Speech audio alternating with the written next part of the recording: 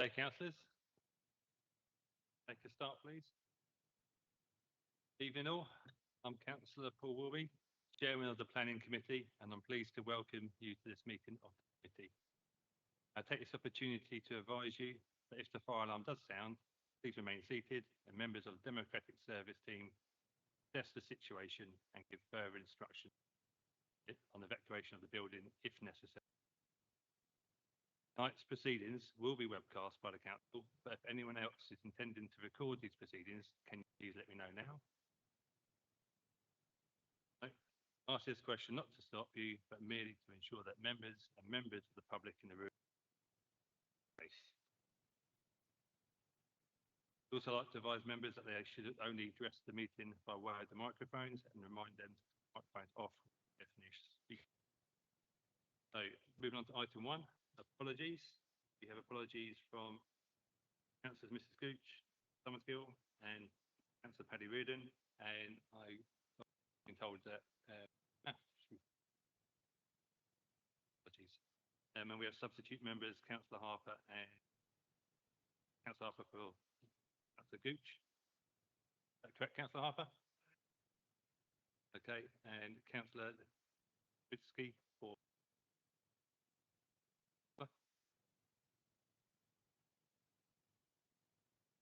Any other substitutions? Greenham for Councillor Summersgill. On the other page. Okay. Item 3, visiting members. Are there any visiting members today?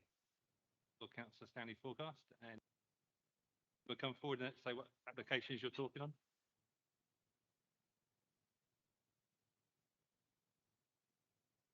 Councillor Rachel Rodwell to speak about item 16.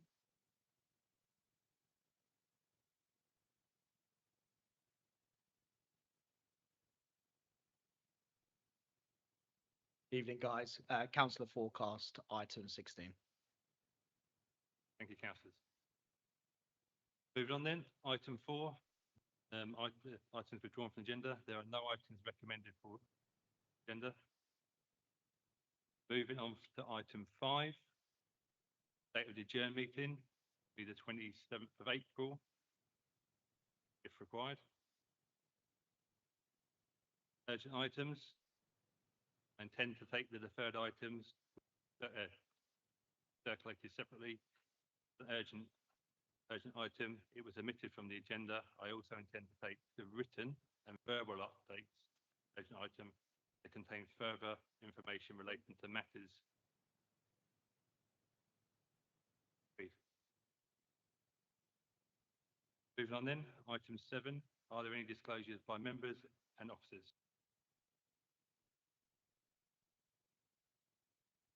Moving on then, item 8. Are there any disclosures of lobbying? On the left and work my way around. 16, 17, 18. Items 15 and 16.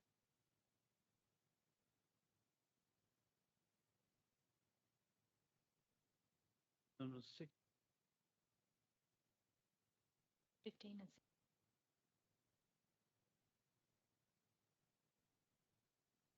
15 and 6. John. Councillor Perry. Councillor Perry. Yep. Yep. Sorry. Done it. Sorry.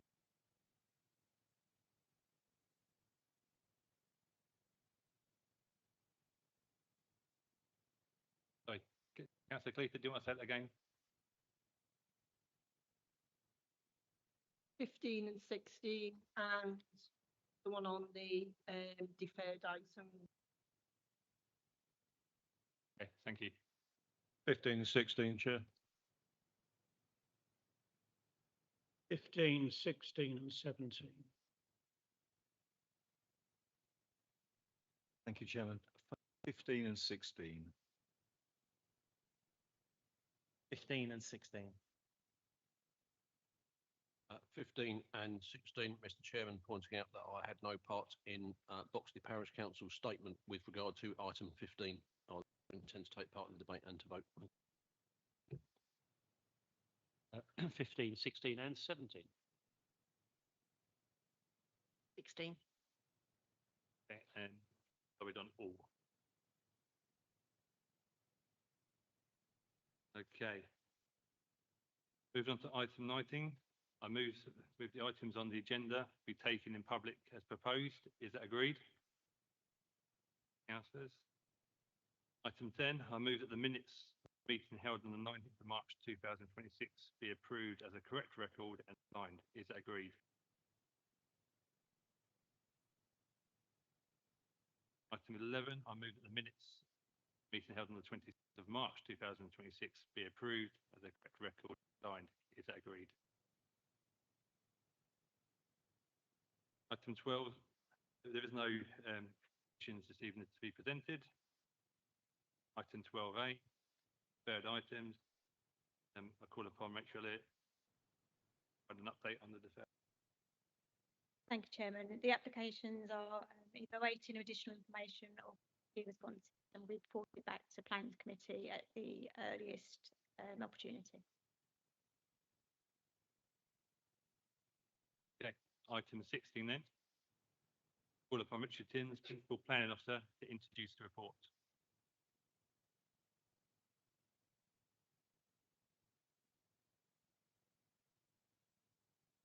Thank you, Chair. Good evening, members. So this application relates to an outline application, 435 houses, with only access being sought at this stage and all other matters reserved for future consideration.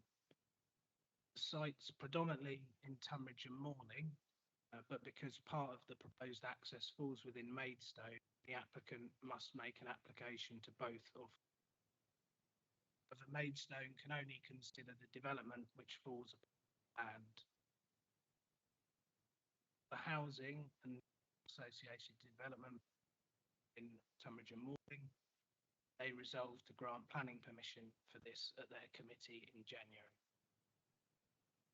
So this is the site location plan, site outlined in red, railway line to the northwest, Beaver Road along here, which meets the A20.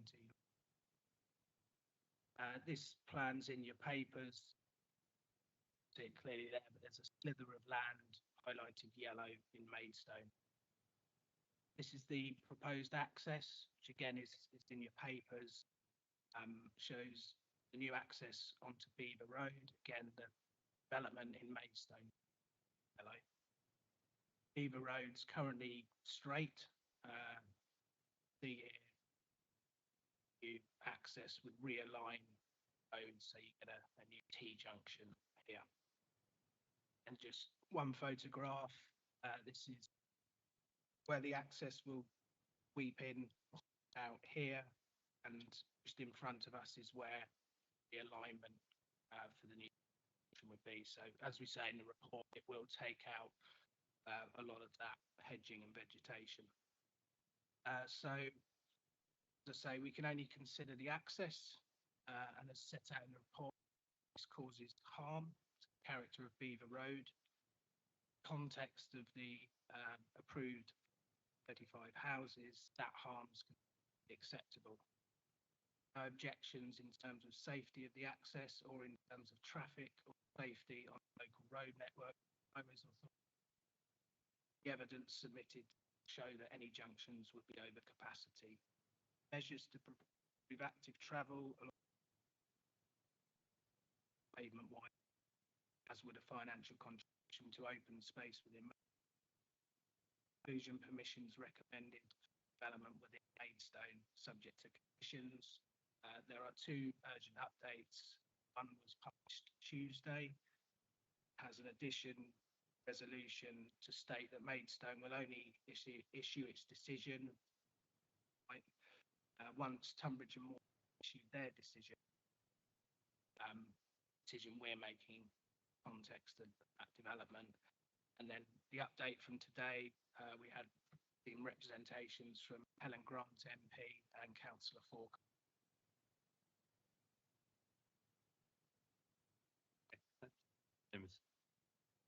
The first speaker, Councillor Forecast.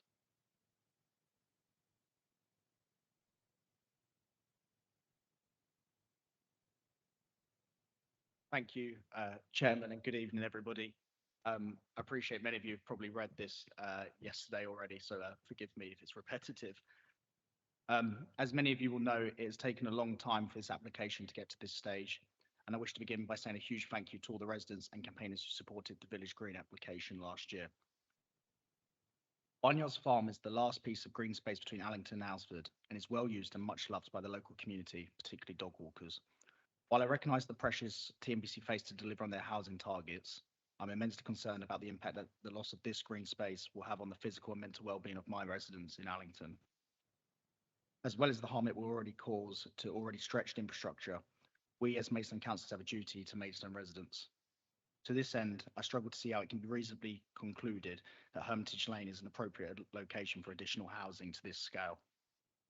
Our residents routinely find themselves stuck in traffic, unable to secure timely GP appointments, or forced to send their children miles away because local schools are full. Everyday life is tough at the moment for most hardworking people, and insufficient local infrastructure as a result of overdevelopment in this area is fundamentally damaging their quality of life. The current position of the Highways Authority in raising no objection to this scheme is deeply troubling. Residents rightly question how additional traffic can be accommodated without worsening congestion that is already notorious on Hermitage Lane, as you all know. I also have specific concerns about the proposed use of Castor Park, a road KCC itself has not adopted due to safety concerns, as a formal access road. How can it be acceptable for KCC not to adopt this road over safety concerns, yet simultaneously raise no objection? I am deeply concerned that the environmental impact assessment for this site is out of date, particularly as Barnyards Farm has been known to be home to protected species. This includes recent video evidence shared with me of badgers on site, and I would urge councillors to consider at least deferring this application until this has been properly assessed, or introducing a condition asking that a badger survey is carried out. Most crucially, I urge you to consider water supply. TNBC has recently deferred the Bradbourne plan application for a further 1,300 homes in the Hermitage Lane area, following a response from South East Water to the draft local plan saying that they could not supply sufficient water to accommodate the scale of development required by national government. It is important to note that the Barnyards Farm site is also within the TNBC local plan, and it must therefore be concluded that South East Water may not be able to supply a sufficient amount of water to these houses. Last month, I formally urged South East Water to respond to this application as a discretionary consultee, clearly setting out any concerns around water provision. Yesterday, I shared a reply with you all stating that the application is being reviewed, but a definite answer could not be provided at this time. We have a moral duty not to approve any homes until we know that both new and existing residents will have reliable access to water. The ability to have a shower or even a glass of water is a fundamental human right. It is my residents who have to deal with the real-life consequences of this application. More traffic, open spaces gone, more frequent water outages, and local schools and doctors harder to access. For these reasons, I urge you to reject this application, and failing this, please consider deferring until KCC have responded to concerns about this access road and until South East Water have clarified the water provision concerns. Thank you very much. Thank you, Councillor. Councillor Woodwell.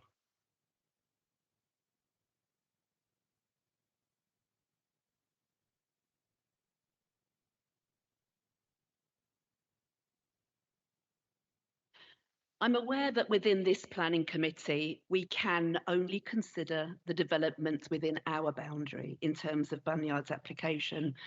But I just wanted to remind us that all the Tunbridge and Malling Planning Committee pushed the planning application through by only 6 votes with 7 abstentions. More councillors abstained than voted, and now it's down to us to consider a secondary access. And it may be described as small, but it represents significant impact to our community, as its approval tonight would open the gates for more intolerable infrastructure pressure foisted on the local community in my ward. Not to mention the proposed Costco and petrol station, which I'm not sure that KCC have factored in when considering capacity of local junctions and roundabouts. Now, this small part of the proposed access onto Beaver Road means that 65 metres of mature and established hedgerow and a small strip of land teeming with wildlife is due to be scrubbed. It's deemed in the report that this would cause some harm to the character and appearance of Beaver Road. But it completely neglects the vital role that hedgerows play in supporting hundreds of species of plants and animals, and forms an important wildlife corridor extended from our strip of land and from the woodland. There are 2 badger sets at Bunyards, which the KCC ecological report has failed to pick up. The badger cubs in the woodland, currently being monitored and filmed by local residents from our Allington Wildlife Group, need that adjacent piece of land and this threatened hedgerow corridor, which is very close to one of their sets to forage. Contain them and the badgers will die.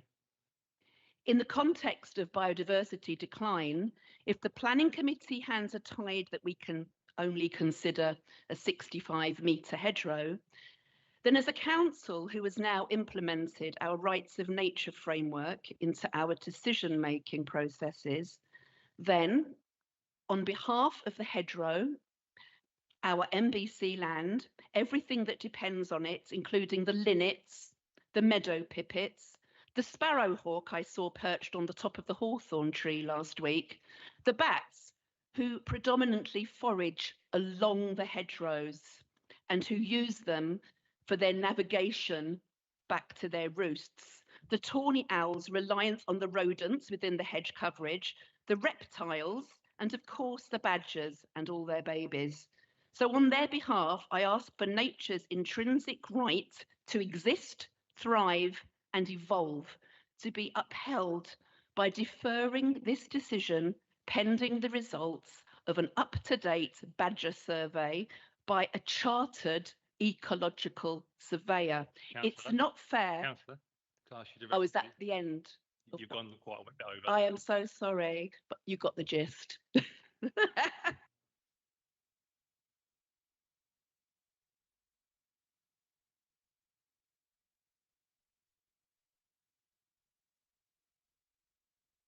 Okay. Angela Poetti for New Allerton Action Group.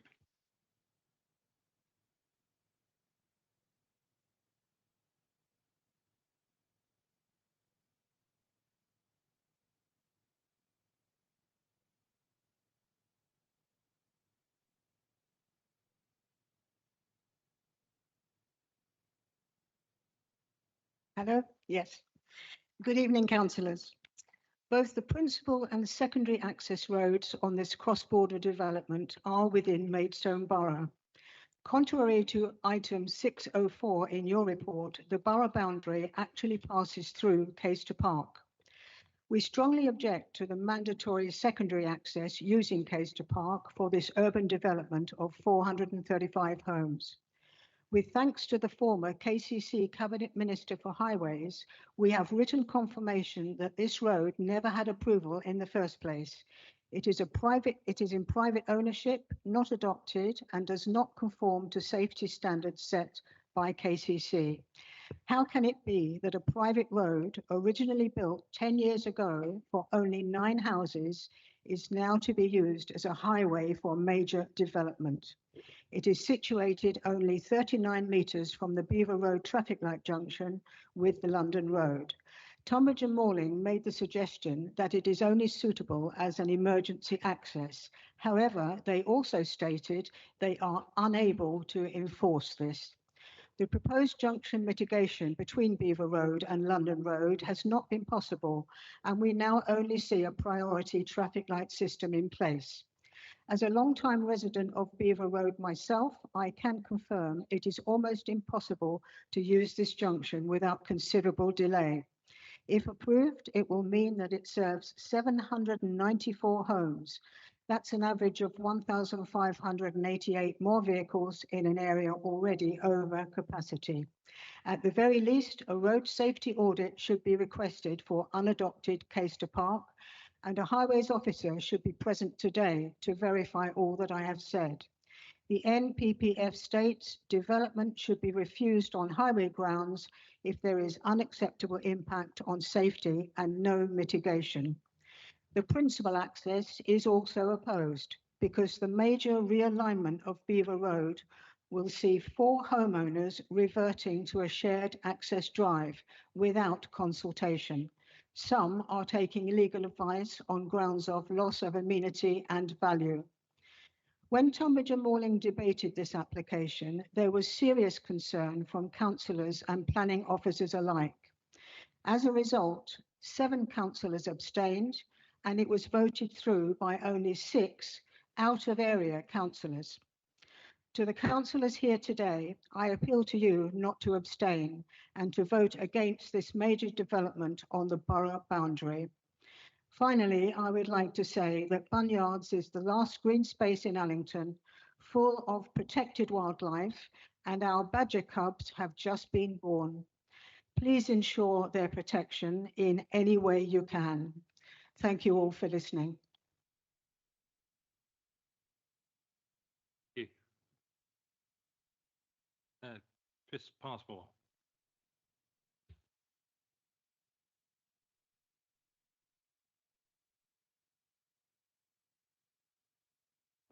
Thank you, Chairman. My name is Chris Passmore. As you know, I'm a resident of Barming, but I was directly involved in attempting to register this land as a village green, a process that resulted in me getting to know many hundreds of residents who accessed the land over the last 40 years. But I will just confine my remarks strictly to this particular issue. The first thing I'm concerned about is pedestrian safety crossing Beaver Road from Caister Park. It is actually a very difficult exit on that junction. It's blind, and this was actually raised by the New Allington Action Group in item 405, but doesn't seem to be been to have addressed by the officer. And I would ask that actually the pedestrian access, a safe crossing at that point should be looked at seriously.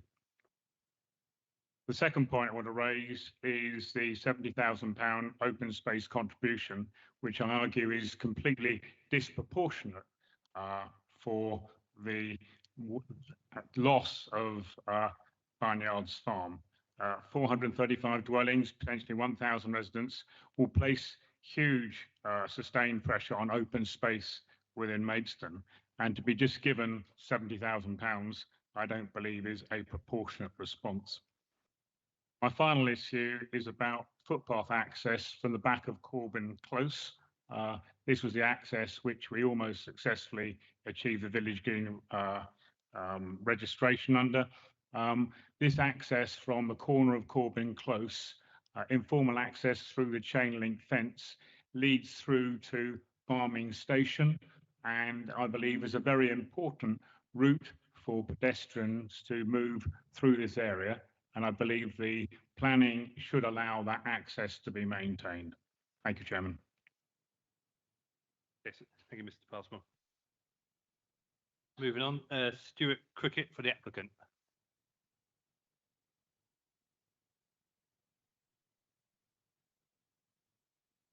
Thank you, Chair. I'm not Stuart. I'm actually Kate Rowe. Stuart's stuck in traffic, so take over. So thank you, Chair. So I'm Kate Rowe, Head of Planning at Barratt David Wilson Homes, Kent. The application before you is an outline application for 435 homes with access as the only matter in detail. So as you know, this is a cross-boundary application, and it is only a very small area of the access of this site that sits within Maidstone Borough Council, and that is the only part that you're here to consider. The access is from Beaver Road and requires the realignment of the road and the extension of driveways of numbers 7 and 9. The proposed works are all within the adopted highway, and access to the existing houses is retained. There is no objection from KCC Highways or National Highways to the proposed development and the access arrangements. The benefits of the development specific to Maidstone Borough include a contribution towards public open space within your borough, and improvements to the A20 to create a stretch of cycle and pedestrian routes. As set out within the committee report, there will be no adverse impacts from the development within the borough or beyond. Agreed standard mitigations will be secured by conditions and the Section 106 agreement, and we endorse the recommendation to approve the application and grant planning permission. Okay, thank you. Okay. I've seen you there, Councillor Harper. Councillor Jeffrey, is this your patch as well? No. Okay, so Councillor Harper first, you've indicated. Harwood. Thank you, Chair. Yeah, I'm very split on this application. I fully supported the campaign to keep Bunyards Farm as a village green and the need to have a break between Maidstone and Malling. You just go down there now and you drive down London Road, there's just literally no break. The only green space is going to be where Costco is about to be put on. I think generally, in terms of this size of development, I'm surprised we can see 435 houses basically with just one road in and out. I would have thought ideally you would have multiple access points, and obviously you've got the main line behind it, and the only way you can go in and out is onto Beaver Road. So I think it's a rather bad design with that. I've got a lot of concerns in terms of the junction on London Road. It's one I use all the time, coming in and out of Maidstone. It's at peak hours, it's very busy now. And if we suddenly have 435 additional houses, the amount of extra traffic in peak times on that junction, I seriously wonder how long the tailbacks will be both ways on London Road and also on Beaver Road, because I'm afraid I don't, support what Kent County Council says, that it's no issue. We seem to always have that with our Highways Authority. Reference to Section 106 on Hermitage Lane, as Chris Passmore will know, when he was a county councillor for the area, we attended a meeting with Kent County Council who told us they had no plans to do anything to the Fountain Junction. So setting money aside for that would seem a bit superfluous since they don't intend doing anything there. The lack of infrastructure associated with this, or should I say not associated, because all the infrastructure is going to be in Maidstone. You go through the report, they're expected to attend GPs in my ward and Councillor Stewart's ward along Tunbridge Road. Tunbridge Road is a long way from Bunyards Farm. If that's where you're expecting people to go to see their GPs at places like the Vine, Barrowmount Surgery and all those areas, it's ridiculous. It's 2 miles plus from this site. Schools, where are they going to go? No doubt Oakwood Park, right opposite, obviously, and I know because I live opposite that, the amount of traffic and congestion and capacity issues around that. So sorry, I mean, whilst we're only looking at this one road access, the impact of this development on Maidstone Borough is really considerable. And there's no evidence really that there's any amount of sensible mitigation money being provided to us. Let alone the point which Councillor Rodwell mentioned around biodiversity net gain. So, we're losing, as was pointed out, that hedgerow. Any biodiversity net gain to replace it all seems to be being located, away from our borough. I thought our policy was always that if you're doing a development, you have to do 20% biodiversity net gain. And I assumed it would always be within Maidstone Borough, but in this case, it doesn't seem to be. So I've got very strong reservations on this, and I'll be interested to hear the rest of the debate. Thank you, Chair. Thank you, Councillor Harper. I won't bring the officer in. I'll go for a few more councillors first and then bring them back. Councillor Harwood. Thank you, Chairman. I was very struck in reading this report that at paragraph 201, it states it is reiterated that the council can only consider those parts that fall within the borough boundary. And then the report just all seems to talk about the development in Tunbridge and Moorling. When I was on site this afternoon, and the hedgerow, which seems to have no mention at all in here, and this is agricultural land. It's a hedgerow which has 15 woody species in it, 15 native trees and shrubs in it. It was absolutely full of wildlife, some protected and some not. The twittering of UK red listed house sparrows, just for one thing, was kind of, it was really, really stood out. And yet there's no mention whatsoever in here. And the point around biodiversity net gain, we cannot abdicate the responsibility for BNG to a neighbouring authority for our land. We negotiate the agreement for that land. And frankly, there are protections in place for native hedgerows round agricultural land or former agricultural land in this place.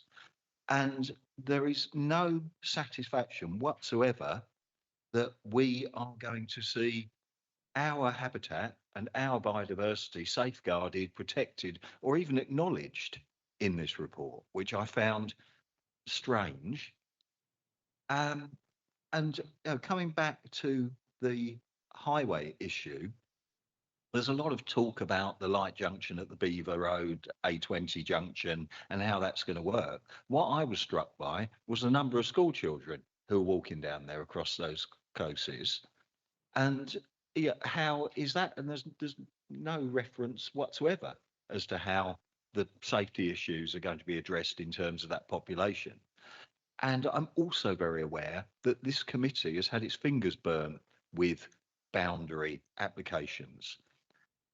Our boundary application on the other side of the road is really high quality. All the green spaces going along the railway, the ponds and things that are in there, it's widely praised. The development is widely praised.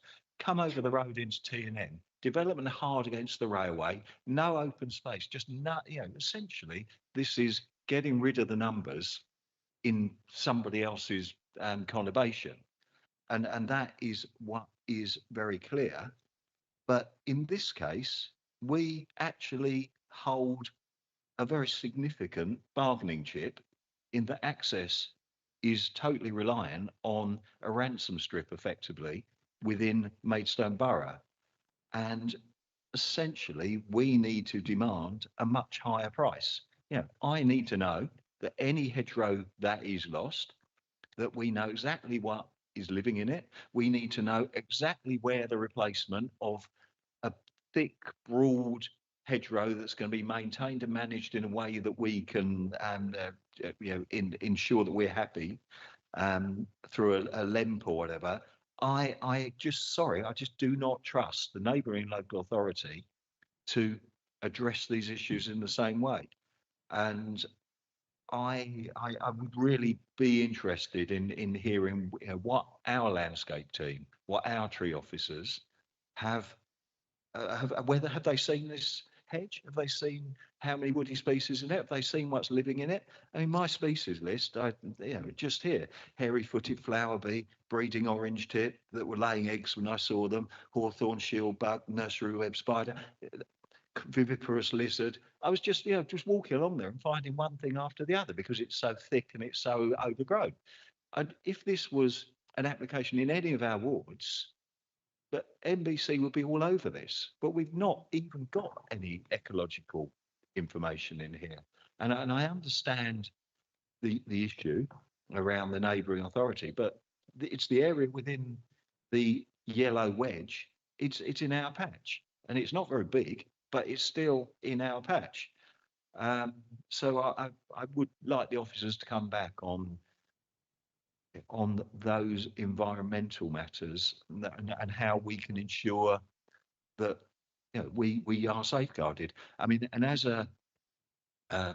just an example of what happens in T&M, on the immediately adjoining development at Godwin Road, all of the boundary along Beaver Road is sprayed out with glyphosate, either side of the fence and the bank.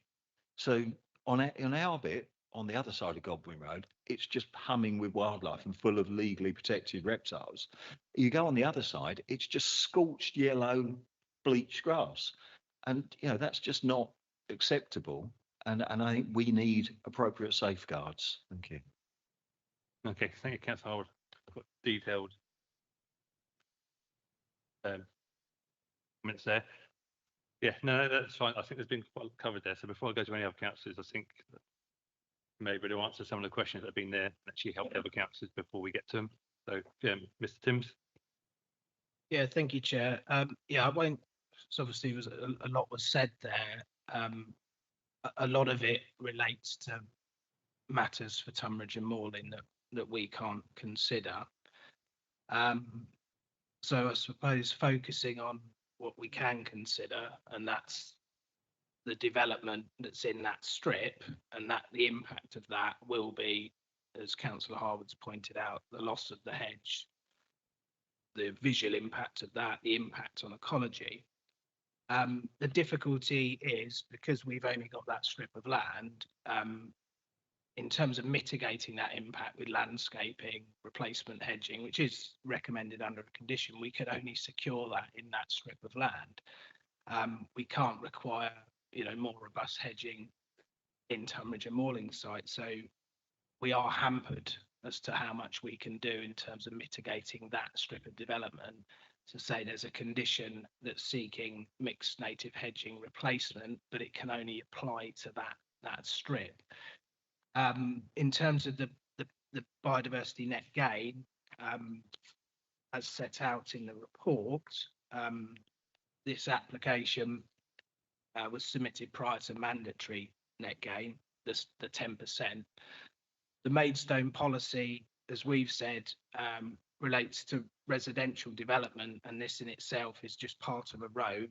So in our opinion, that 20% doesn't apply. But as we've said, in Tunbridge and Morling, there would be a 15% gain in habitat, 651% gain in hedgerows. So I appreciate it's not in Maidstone, we've no control over it, but there's, you know, quite a lot of hedgerow increases based on that 650%. But unfortunately, all we can control or mitigate our part is on our land. You know, whether you need to see what might be done in terms of landscaping, obviously an outline application in that strip, but we can't go beyond that strip of land in Maidstone. Okay, thank you, Mr. Timms. Councillor Jeffreys. Thank you, Chair. Yeah, as Tony's picked up a lot of my points I was going to make, particularly coming back to Mr. Timms, we're told we're not looking at the main application. That's already been decided, yet the information we've got in front of us relates to that application, and the 65 metres of hedgerow, which is an impressive hedgerow. I know it quite well. I leafleted Beaver Road dozens and dozens of times. I know it's a mature, thick hedge. I'm sure Tony's right in terms of the variety of ecology in there. Tony's a pretty good ecologist, but we don't have an ecologist report, and that really worries me. So I don't know what we're going to be losing, and it would be useful, I think essential, to see it written down. I see we've got KCC ecology in here. Again, they're suggesting no problem. It's a bit like KCC highways. It seems to exist to put more cars on Maidstone's roads, and councillors will be aware of today's developments on KCC highways in its relationship with Maidstone, which I think is pretty appalling. So I'm worried that we don't have decent information, particularly around this hedgerow. And personally, I'd like to see this deferred until we've got a proper report on what's in that hedgerow and how it might be mitigated. Okay, thank you, Councillor Jeffreys. I was just about to ask if there's a seconder for it. So, is there a seconder for that deferral? Okay.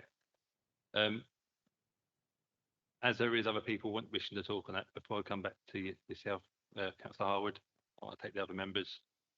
So we have councillor Wilkinson next. Thank you, Chairman. Yeah, the point I was going to make was regarding sort of where we'd stand in terms of a deferral. But I mean, if that's a legitimate grounds for deferral, then I'd certainly back that as well. But then secondly, just given the level of local concern, despite the fact obviously it concerns a relatively small but important area of development, can officers, regarding Councillor Forecast's point about a response from South East Water, would that possibly be a legitimate grounds for deferral as well? So the urgent update from today, which you appreciate you might not have had a chance to read, water supply is to the houses in Tunbridge and Moorling. It's nothing to do with Maidstone. We can't consider that.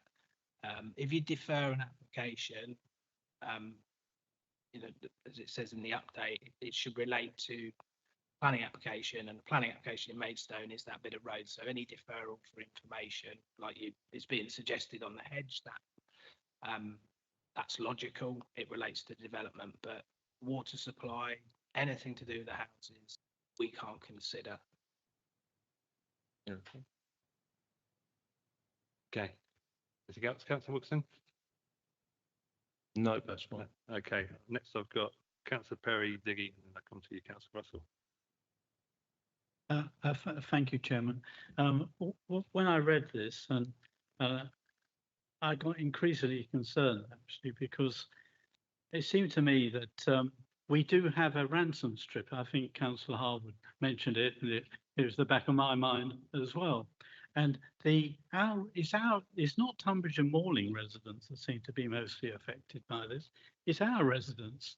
And that, again, I think gives us really strong food for thought. And I don't think we can just ignore that. I understand what Mr. Timms has said, and obviously he's the expert in this area, but to me, we just had to think a little bit outside the box a little bit on this one, I think. But one issue that concerned me, and it's a signal, in 511, it talks about southern water, not southeast water, but southern water, always a signal to me when I see them coming up, advise that additional capacity will be required. And that's actually in the report. Now, I know from my personal experience with southern water, that is a red signal that you need to very closely look at.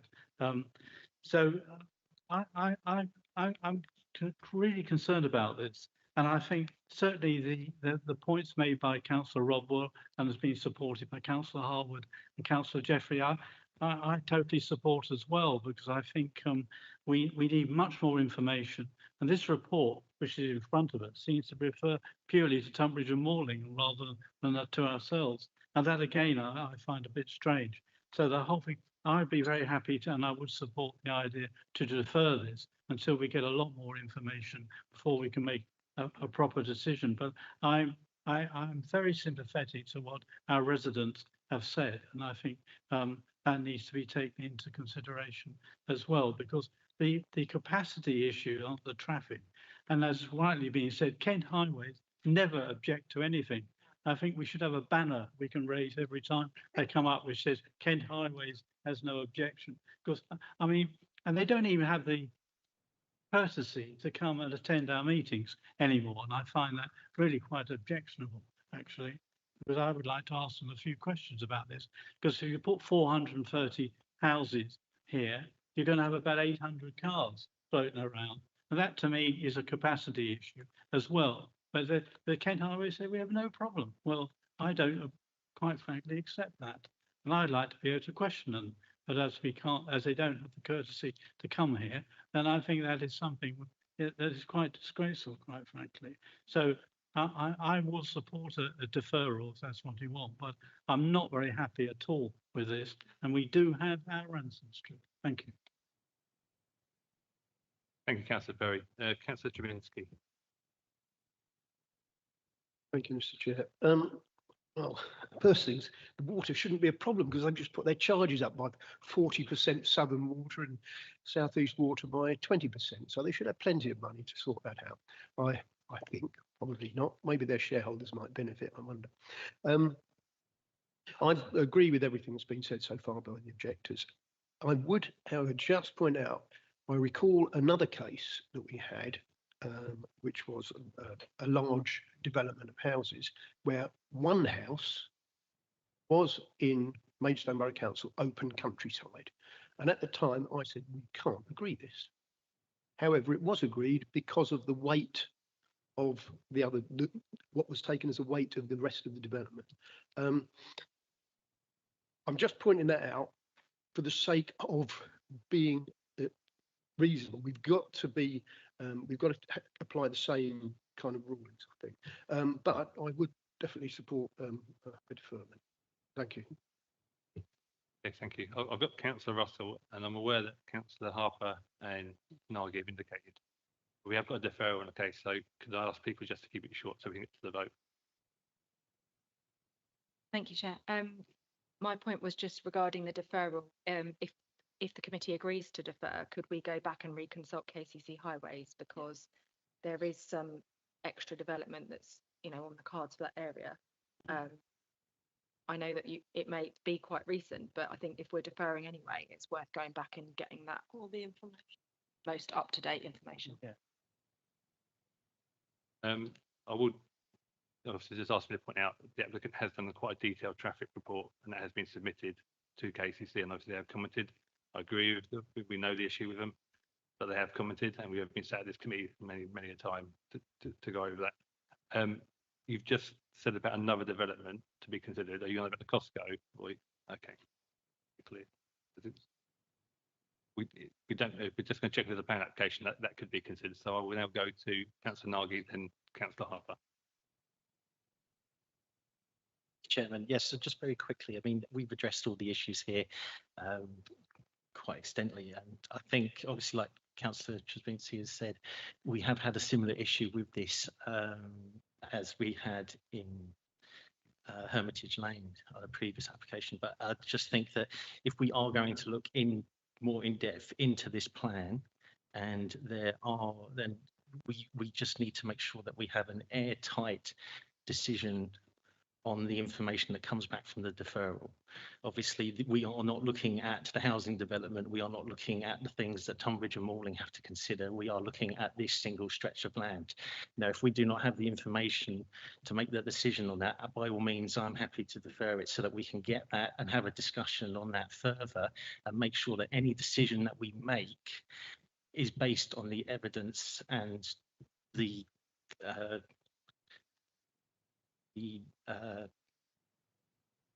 planning rulings that we have in place rather than anything else. So just a quick statement there that I'm happy for the deferral as long as we have the information and we have an argument based on the planning conditions of those findings. Thank you.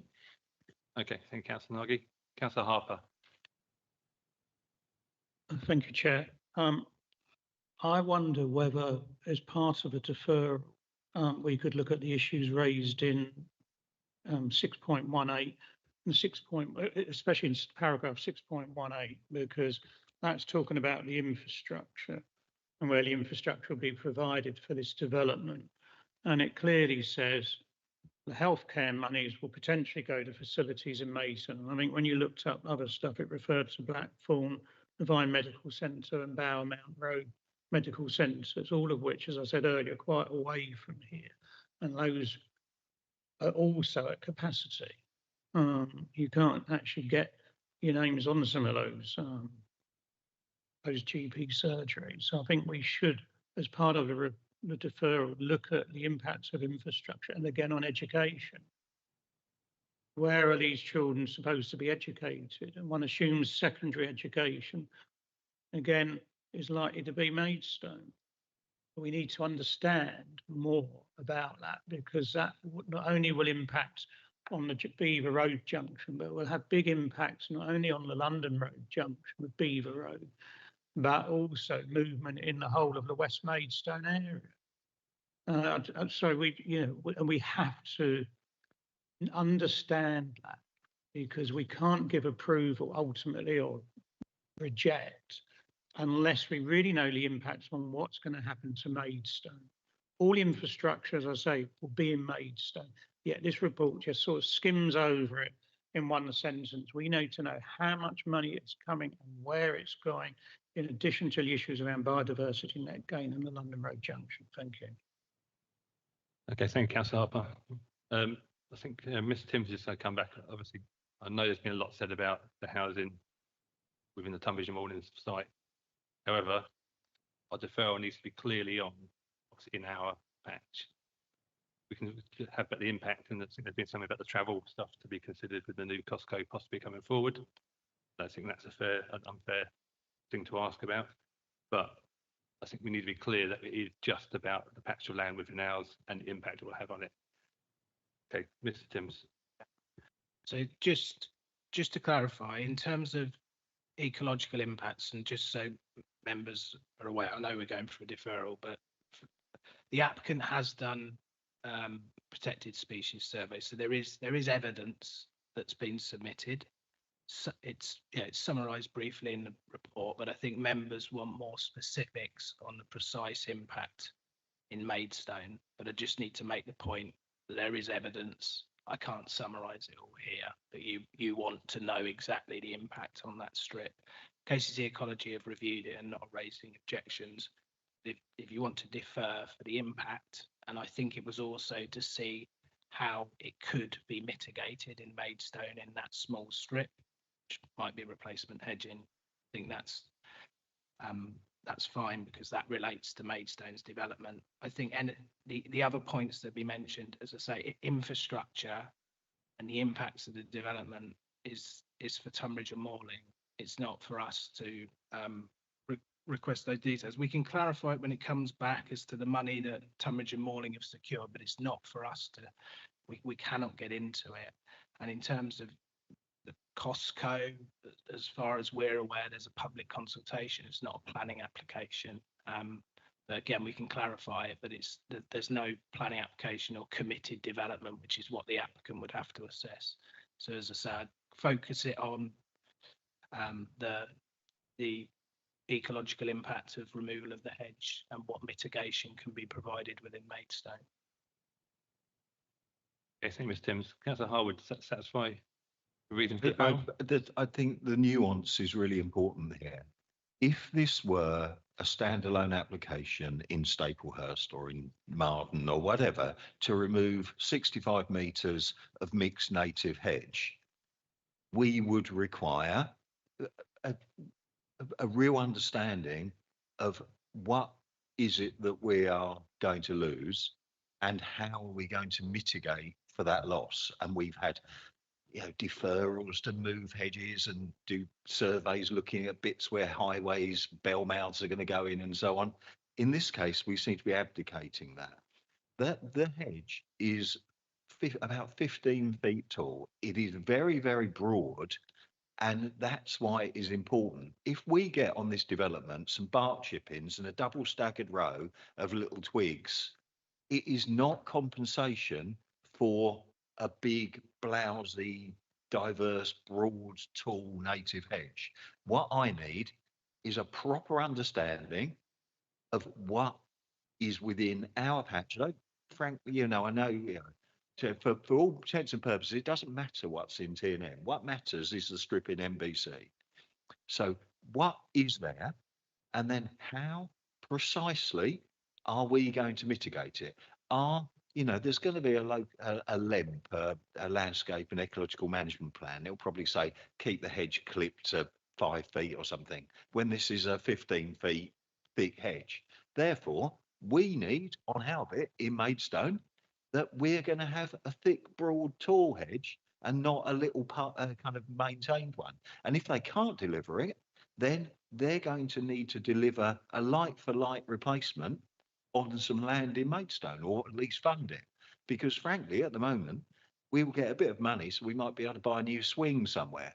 It's not actually delivering for the residents, our residents on the other side of the road, or for nature recovery, which we're committed to. So to Richard, do you kind of understand that? It's about getting a real kind of absolute understanding of what's there and how we're going to. I do, but I've got to say, we can't require things beyond the application site. So I just need to say now that, you know, if the thought is, well, can we get a hedge down the road on public Maidstone council land, it can only relate to the application site. But I think it's clear what's being requested, the applicant's in the room, and we can find out exactly the impact, what can be done within that strip of land. But it can only be in the red outline. Okay. So to be clear, vote on deferral, the basis of what Mr. Timms just specified there. Okay. And you happy with that?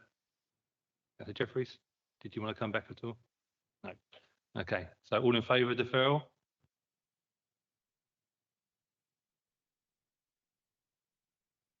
That's unanimous. That is deferred. Thank you, councillors. Thank you for people, residents come talking today, and thank you for the applicant. Moving on then. Move on to item 15, Hart Farm. Call upon Sean Turner to introduce the report. Oh. No? Oh, sorry. Apologies, Richard Timms.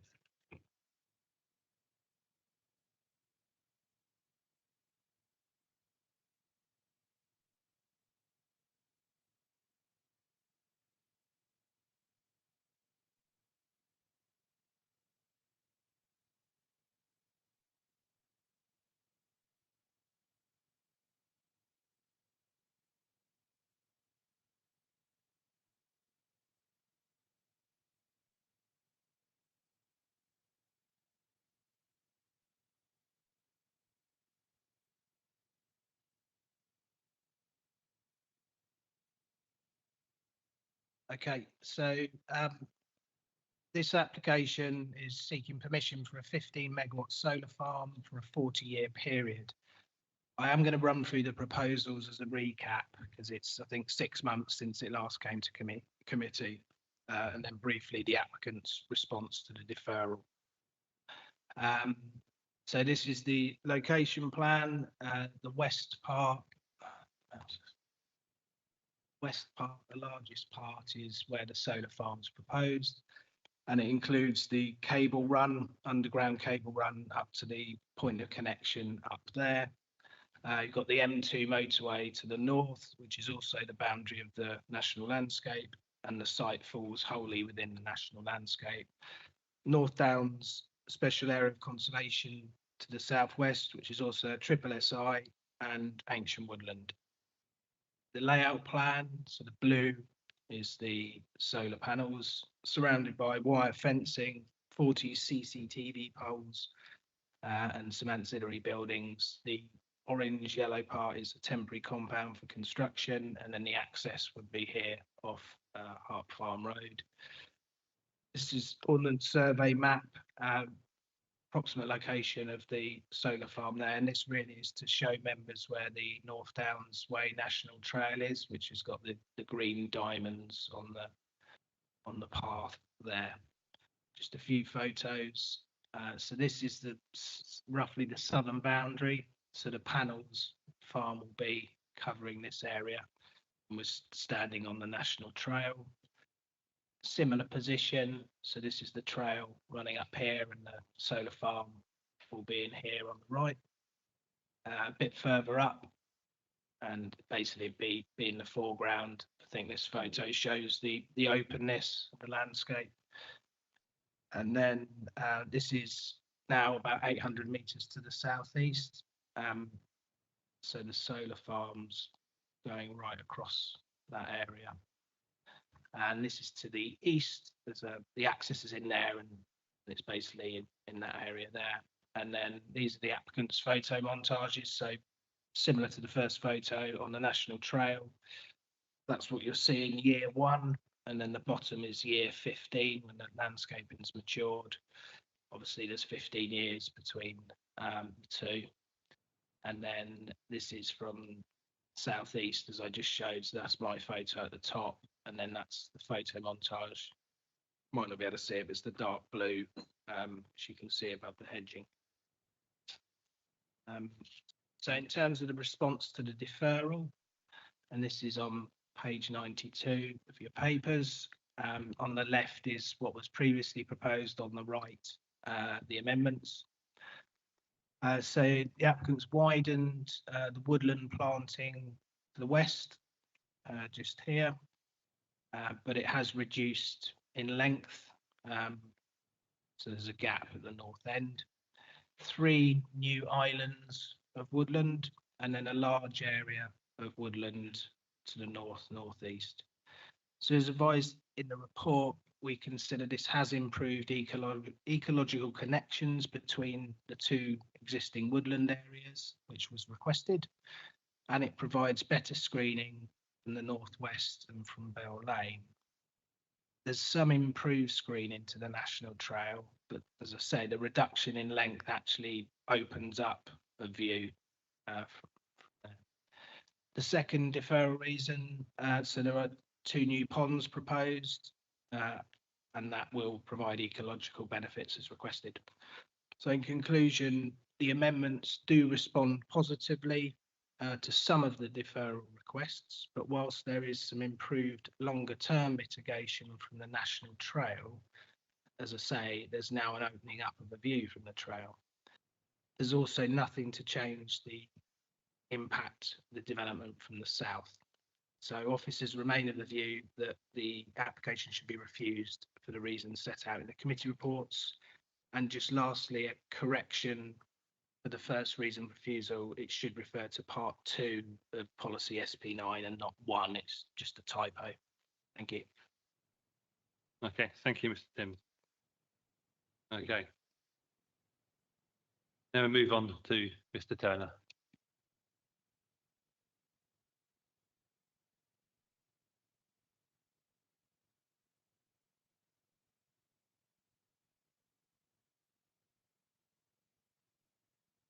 Good evening, members.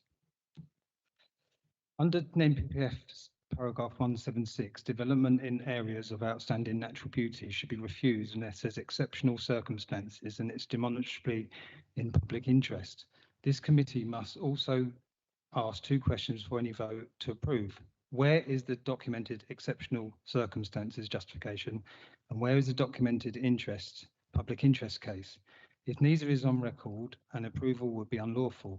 NBC's own records confirm that the 2019 Climate Emergency Declaration lacks local emissions data and is based on political ideology rather than verified local evidence. A development justified by a reference to a climate emergency that this authority has confirmed lacks local evidential foundation, is a development without verified planning basis. This is a material planning consideration grounded in this authority's own records. The NHS, when approached, was with questions for data on health issues or even fatal cases caused by climate change, responded that they have no such cases. The deferred specifically required electrical survey for the presence of hazel dormice in the hedgerow fronting Goudhurst Road.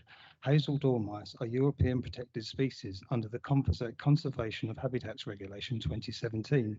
That protection is not discretionary, it's a legal requirement. And if the ecological survey has not been completed to the standard required or does not adequately address dormice habitat, this committee cannot lawfully approve. Under section 38(6) of the Planning and Compulsory Purchase Act 2004, decisions must be made in accordance with development plan unless material considerations indicate otherwise. Any member voting to approve must be able to identify in writing on record the specific material consideration that outweighs both the development plan and the officer's twice given refusal recommendation.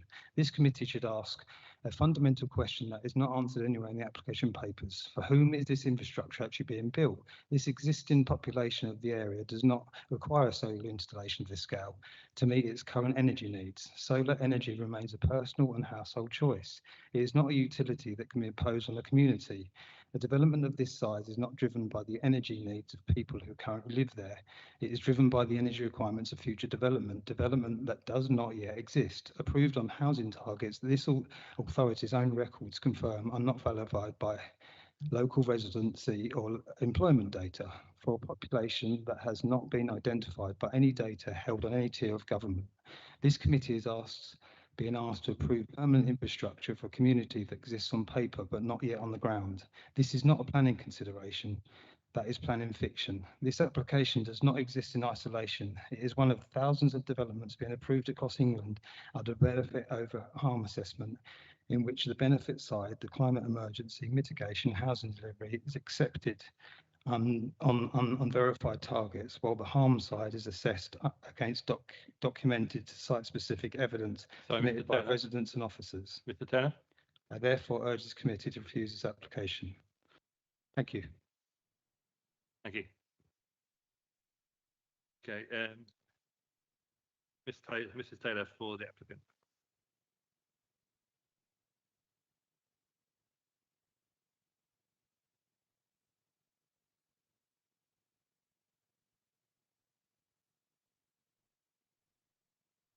Good evening, and thank you for your continued consideration of this application. Since the deferral in November, we are pleased to present an enhanced scheme which fully meets and exceeds the committee's reasons for deferral. These related firstly to the need for additional tree planting to strengthen ecological connectivity and enhance visual screening, and secondly to the need to introduce wetlands or ponds to further enhance ecological value. In direct response to this referral, the improved scheme presented tonight now comprises the following significant benefits. Planting of over 12,000 new trees, including 3 new woodland islands, forming an arc to connect the existing woodlands to the southwest and north of the site.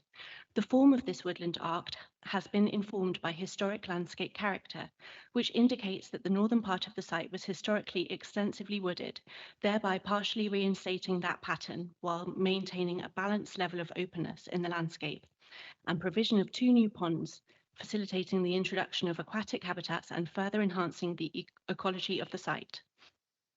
These enhancements have resulted in a biodiversity net gain of over 223%, increased from 138%, representing a significant uplift well in excess of policy requirements. This outcome reflects the applicant's nature protection pledge, which underpins the approach to biodiversity enhancement and long-term ecological stewardship across the scheme. The Kent Downs AONB management plan recognises that landscape character extends beyond visual impact, placing strong emphasis on the protection of biodiversity, woodland structure and historic landscape patterns, which are all significantly enhanced by the proposal. We fully acknowledge the statutory duty to conserve and enhance the Kent Downs national landscape, and the scheme has been carefully designed in accordance with this. Whilst we recognise that there will be some short-term impact associated with the development, these must be considered against the significant long-term environmental and landscape benefits that the scheme delivers, which we believe hasn't been fully reflected in the overall planning balance. National policy is clear that renewable energy development carries significant weight. In the context of ongoing geopolitical instability, including conflicts affecting Ukraine and Iran, the importance of secure and resilient domestic energy supply chains has been further highlighted. Finally, the proposal also delivers clear economic benefits, recognised locally through support from the Kent Chamber of Commerce and nationally through its contribution to a more independent, resilient and sustainable energy system, reducing reliance on imports and supporting domestic energy generation within Maidstone Borough. For these reasons, we respectfully invite the committee to approve the application, which has a confirmed pre-2030 delivery date. Thank you. Okay, Councillor Thompson as a ward member. Thank you, Mr. Chairman. So we come to it. We need to consider this application in the round of policy and the pragmatic and practical options that are before us. As has been pointed out, there may be a temptation to reach for knee-jerk responses or ideology. We're not here to do that in Planning Committee. So to go through my list of points drawn from the report. Firstly, it's suggested that there has been inadequate local community engagement. I would like to assert in my knowledge of the activities at Bredhurst Parish Council and Boxley Parish Council on a number of occasions that most definitely is not true. There has been significant opportunity for local community engagement and minimal response from residents. I'd like to commend Boxley Parish Council on the statement in which I played no part in its production.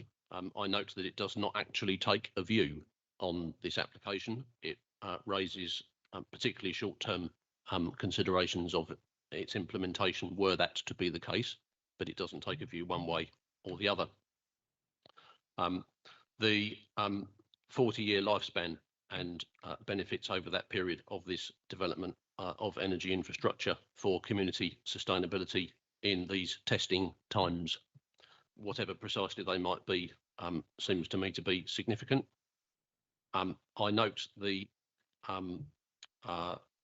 connectivity to existing pylon infrastructure. There are details about this.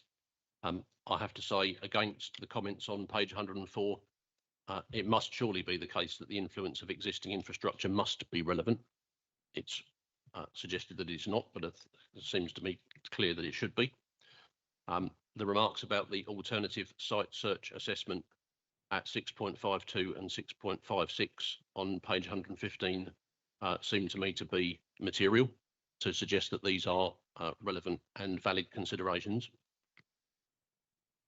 Thirdly, the comments about land quality.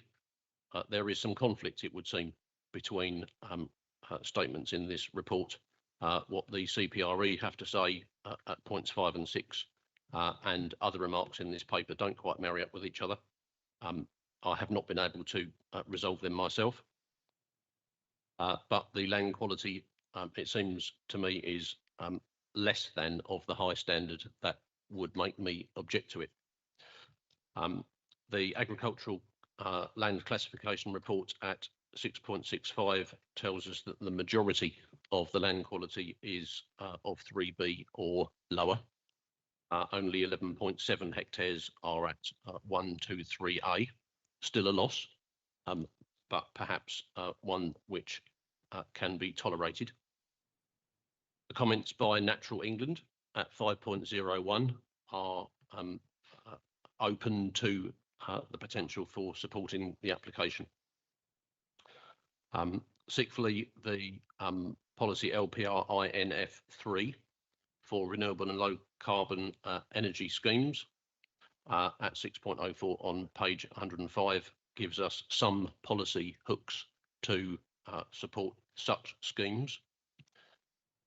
The question as to whether or not there are exceptional circumstances at 6.50, especially paragraphs A and C, I think are arguable. The point's been made by one of our speakers earlier this evening with regard to the NPPF paragraph 176 as to whether or not there is demonstrated justification, whether the exceptional circumstances exist, whether this is in the public interest, and some remarks about climate science and so forth. Are there exceptional circumstances? Is there a public interest case? Well, I would simply say that one should read one's newspaper, and the answers are readily available. It is not the question as to whether there's local emissions data. It is whether or not the current energy needs can be met. It is not a question of future development. It is a question not whether the current community can be sustained in the future, not as to whether or not deliverable or otherwise housing schemes may appear in the future. One might develop the economic model of energy generation, but we're not here to do that either. Is there harm to the character and appearance of the area, damage to the countryside, impact on the Kent Downs national landscape? Of course there is. Of course there is, Mr. Chairman, and nobody will misunderstand my position on those. But is it to the extent of the harms of similar schemes for solar panels or polytunnels elsewhere in this borough? I suggest not, given its position and some cases that we've had here recently. So I do have a list of 5 points of potential conditions that might be brought forward should the debate lead to a positive view on this application, and I'm happy to come back on those if that is suitable. Thank you, Mr. Chairman. Okay, thank you, Councillor. Councillor Harwood. Right, thank you. I don't think it's hyperbole to say that this is the most consequential planning application to come before this committee in many years. And I think we need to really understand that. I am a long-term member of the National Association of AONBs. I have been involved with the Kent Downs National Landscape Joint Advisory Committee since essentially it was invented, and was heavily involved in the development of the Kent Downs Management Plan. And the Kent Downs Management Plan, when it talks about renewable energy schemes, states that they should be taken on a case-by-case basis. And that, I think, is where we need to start. This is not some beautiful part of the scarp of the Kent Downs. It is the armpit of the A229 Bluebell Hill and the M2. It is adjacent to a wood with some of the most significant industrial fly tipping that has ever occurred in this borough. And just today, I was in Bell Lane removing fly tipping. So getting a very good view of this site. So we need to understand context. This is on the dip slope. It is not on the scarp. It is not overlooked except for when you are literally on top of it, coming out of some of the woodlands. We are also on Aquifer Protection Zone 1. This is where our drinking water comes from. Currently, that arable land, which is known as Frog's Ruff historically because it's very soggy, is very, very difficult to farm. It is very stiff clay, requires considerable inputs.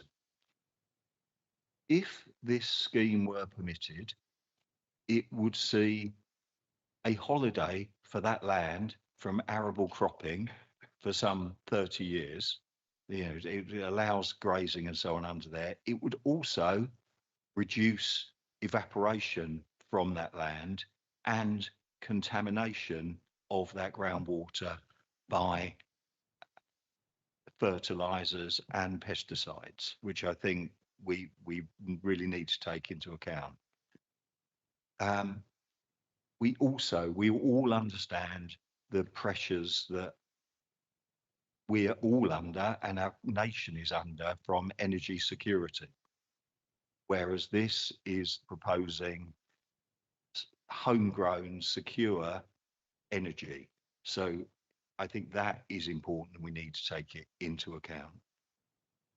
However, I mean, from my narrow perspective of having worked almost my entire adult life to try and protect nature in the Kent Downs, and all I've seen is decline year on year on year of damage and destruction and loss.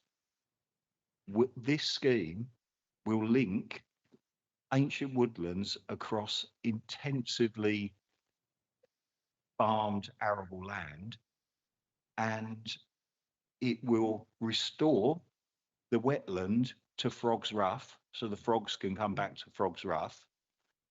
And I think in terms of landscape impact, I think the benefit of reconnecting those woodlands and of restoring a non-arable, intensive arable land use and those wetlands are so profound and so significant that they alone tip the balance for me in terms of the way that I would vote.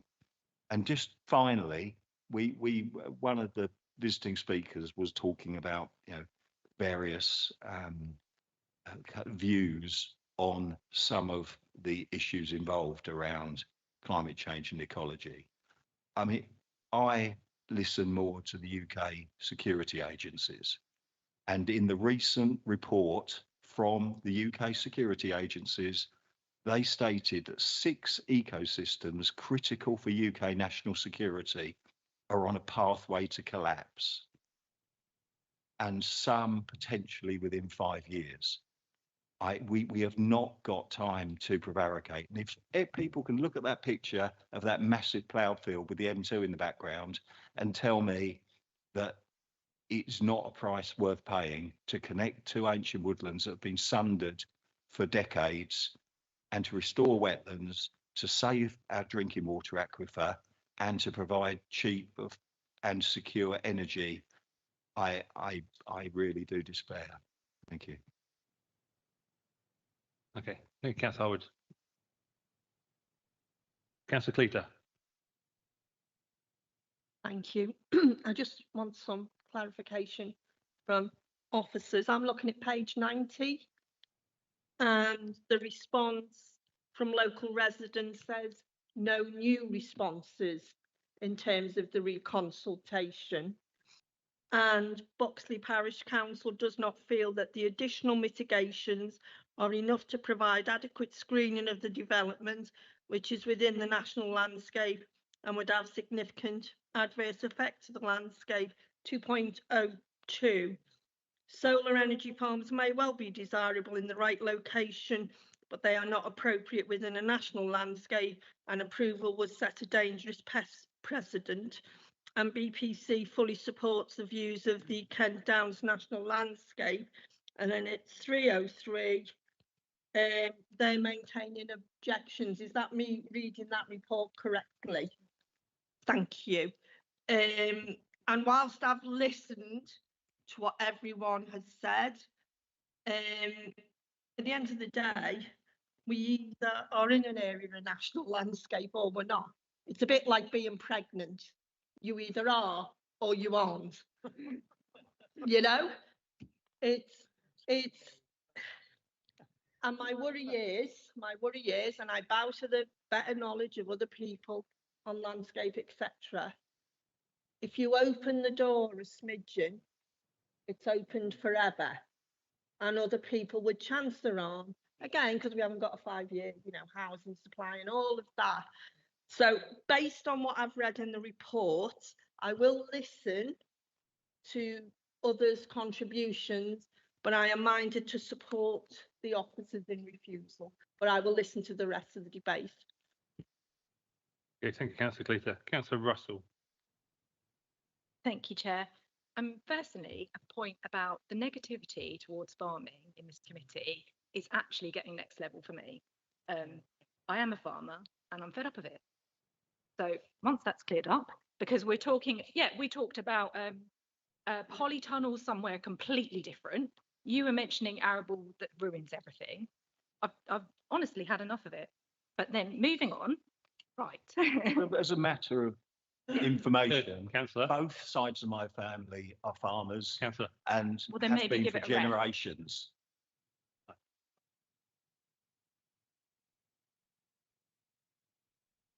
Moving on to the actual application, I haven't heard anything tonight that we didn't hear last time, and it was quite passionately said last time, and then you asked the officers to defer, then they went away and deferred and came back.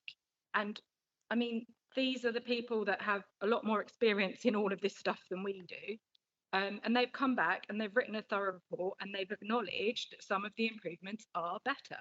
And they've looked at the different little bits of woodland and they have said that is a approved scheme to last time, but they have not withdrawn their recommendation to refuse. And I think what Councillor Cleater was saying throughout this report, there are numerous people that are saying we still hold our objections despite this revised scheme.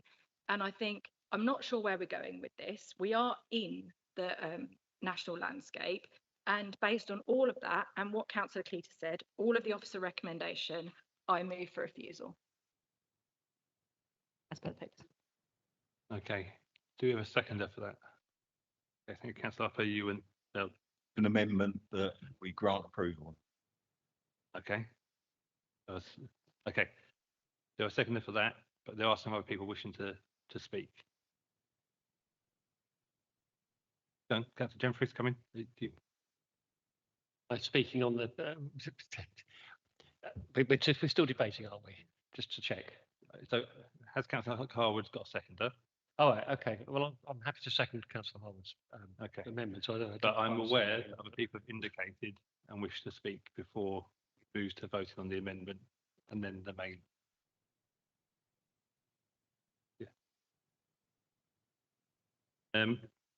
Councillor Trubinsky. Thank you, Mr. Chair. A few points. I think the fly tipping is relevant here. Fly tipping has to be dealt with. It doesn't make, just because fly tipping happens here, it shouldn't make any difference to our decision on this particular issue. The 30 years, probably, would it be 30 years? No, it wouldn't, because it'd be replaced after 30 years with the same thing. It wouldn't be go back to farming. And it would, if we throw out polytunnels because they spoil the view, these things are far, far worse than polytunnels. They look terrible. It's a big bit of technology in the middle of the open countryside. And in this case, it's not only open countryside, it's in the national landscape. And we can't do that. As Councillor Cleater said, we don't want to start opening the door. And then we mention energy security. Well, what about food security? How come on this application we're worried about energy security when on the last ones, on the polytunnels, we weren't worried about food security? Because I could tell you what, we can do without energy, but we can't do without food. I think that's it for me. I will not support this in any way, shape or form. And as Councillor Cleater also pointed out, Boxley Parish Council, Councillor Thompson do not support this application and they have objected to it. Thank you. Okay, thank you, Councillor. Councillor Harper, and I've got Councillor Jeffries, then Councillor Spooner. Thank you, Chair. I'm happy to support Councillor Russell's proposal to reject this report. I fully accept the issue in terms of energy security we need to sort out, but that is not an issue we as a local authority can do. That's one which needs to be looked at national levels. We need to look at the national grid and a whole load of stuff. This is an area, as Councillor Cleater pointed out, a national landscape. It's our only national landscape which runs through our borough.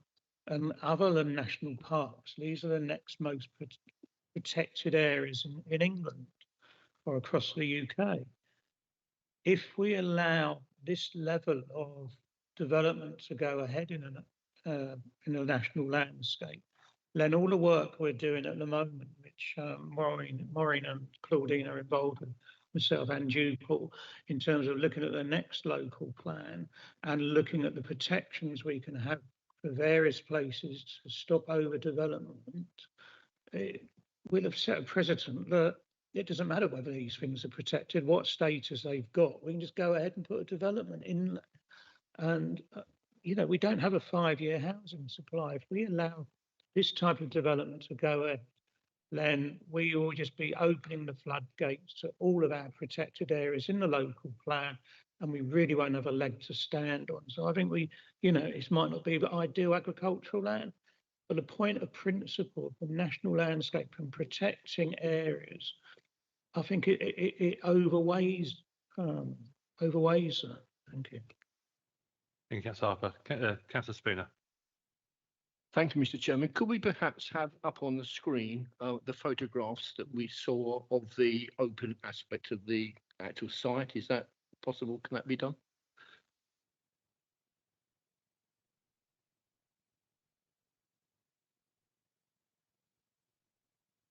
There was 2 or 3 photographs. Yeah. Yeah. Okay. That is fine. Just wanted to remind myself and everybody else. I'm very supportive of alternative forms of energy, of solar farms, but in the right location. And national landscapes are just not the right location. Their whole raison d'etre is to protect and enhance their landscape character. It's landscape, landscape, landscape, first, second, third, and last. They have the same amount of landscape protection as national parks. Looking at this, looking at these sites, you know, this is open, windswept, typical chalk downland, like of which you get on the North Downs, the South Downs, the Hampshire Downs, the Wessex Downs. People go to walk these areas with their dogs and for weekend hikes and things. They go to enjoy the landscape. They don't want to go and look at solar farms. It is absolute cloud cuckoo land. I was staggered that we deferred this application last November. And I'm very, very pleased that the officers are, yet again, I think quite correctly, recommending refusal for the very sound reasons they have set out in the report. Boxley Parish Council is strongly opposed. We've had objections come in from various other people.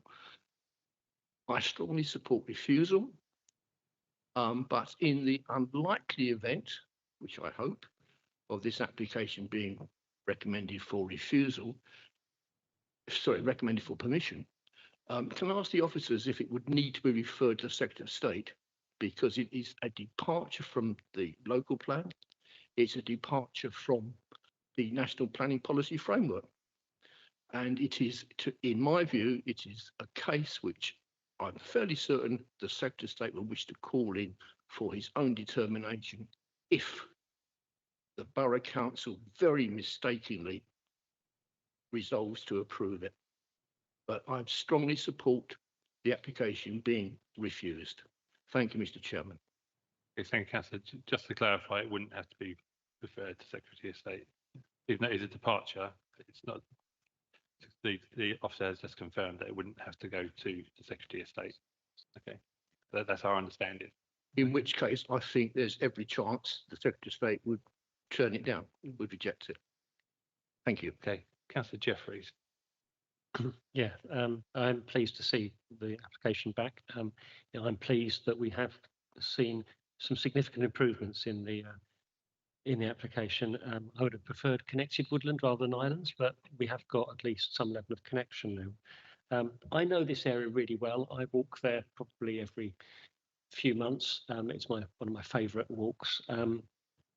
Yes, it's national landscape. I don't quite understand how, though, the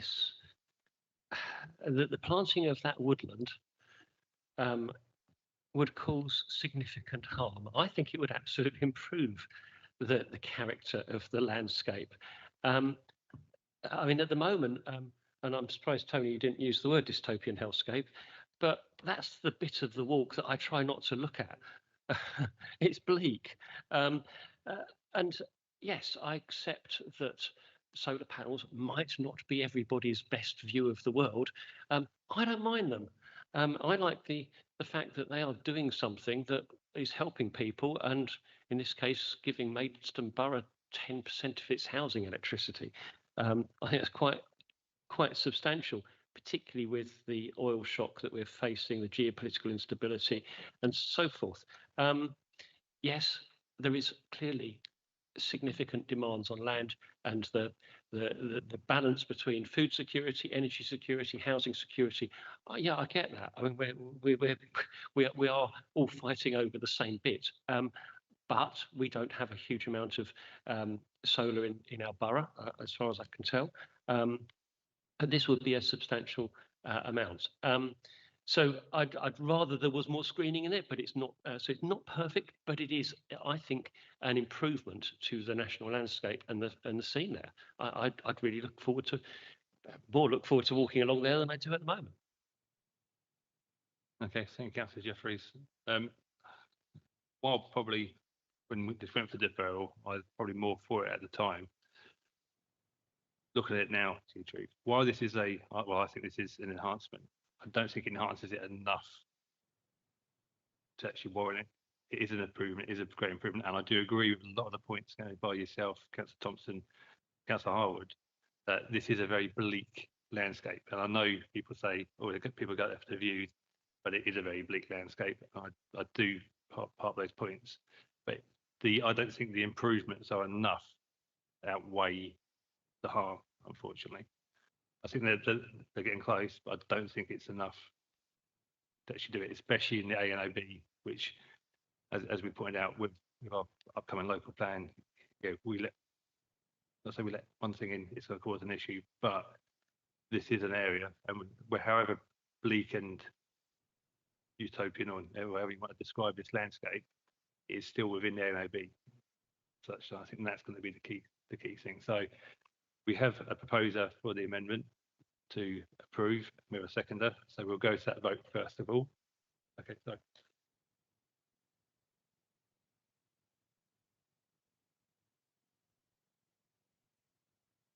Okay, yeah. Councillor Harwood, could you actually clarify, and Mr. Timms is going to come in and actually ask those points?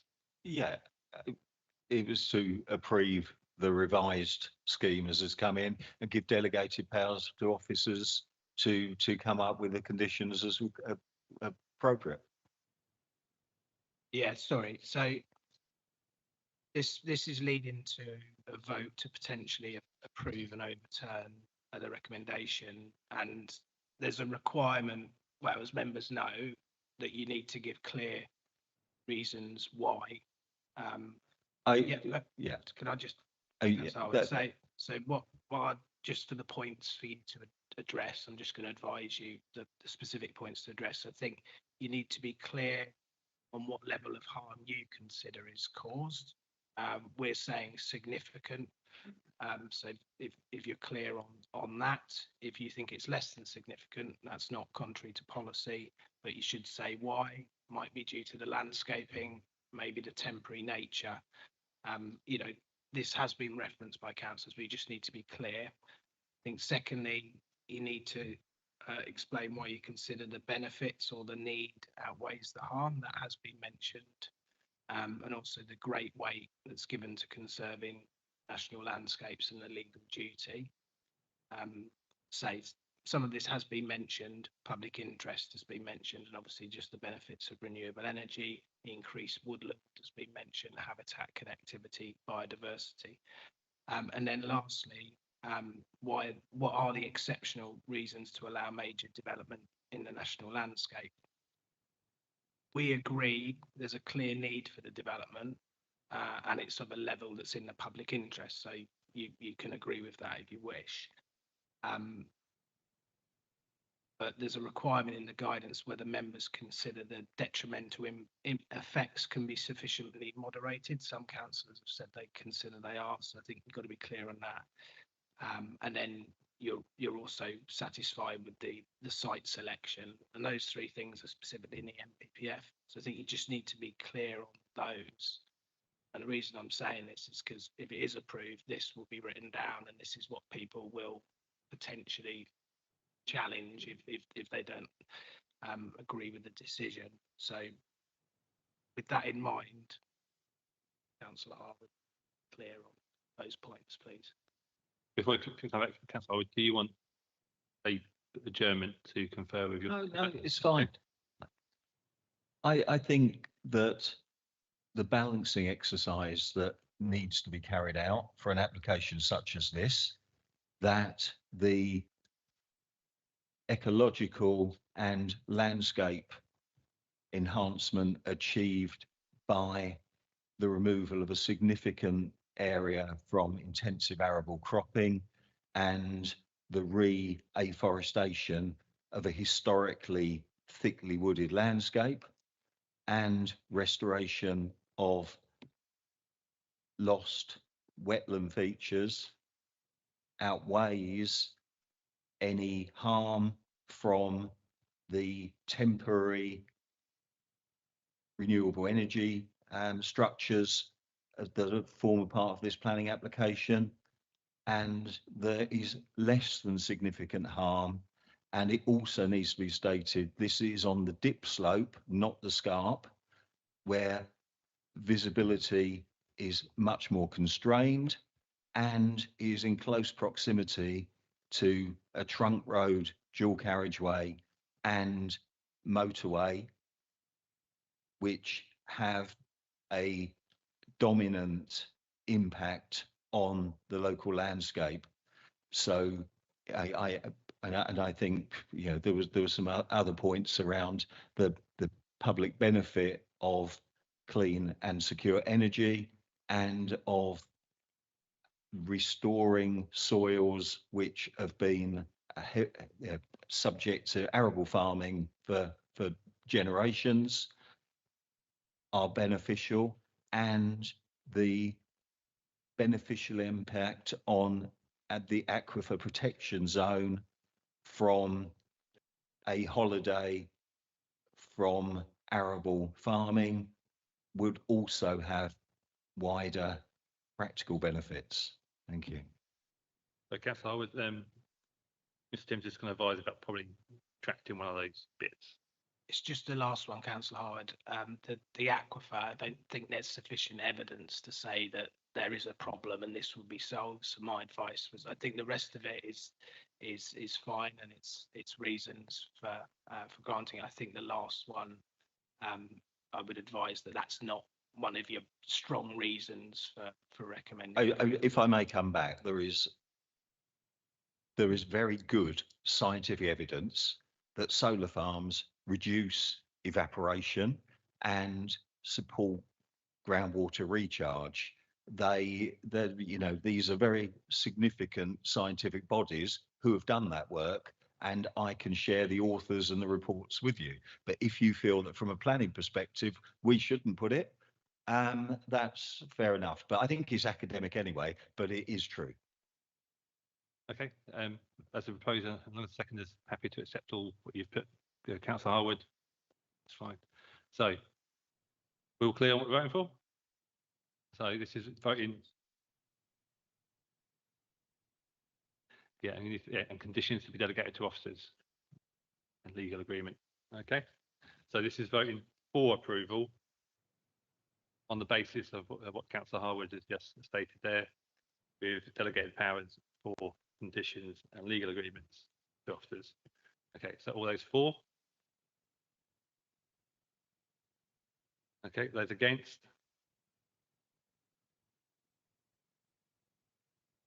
Those abstaining? Okay, so the amendment fails.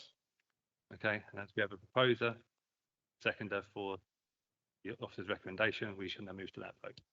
Okay.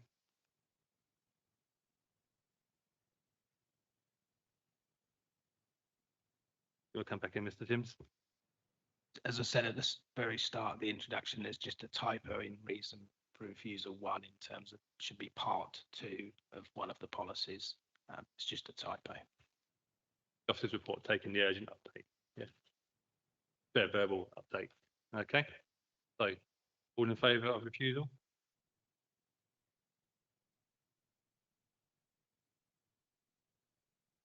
Eight for. Those against?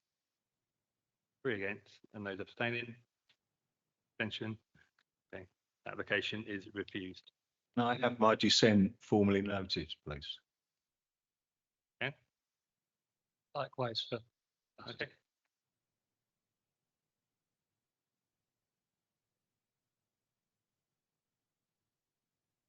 Okay, moving on then.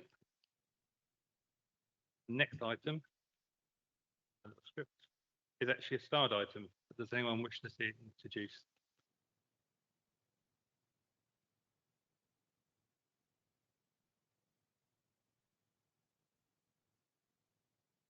Councillors? Councillors? Sleep. Item 13. Item 13 is a starred item. Does anyone wish to see it introduced? Okay, so I'll move as per the recommendation. Okay, all in favour?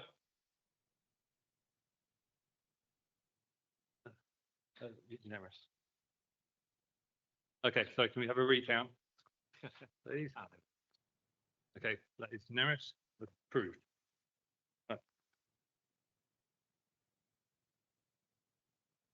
Okay, moving on then. So item 14, we also have no speakers on. Does anyone wish to see this item introduced? So take it a starred item. Do you have a seconder? Thank you, Councillor Thompson.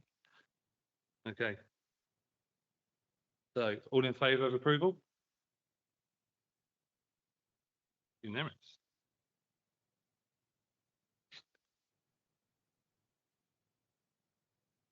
Right.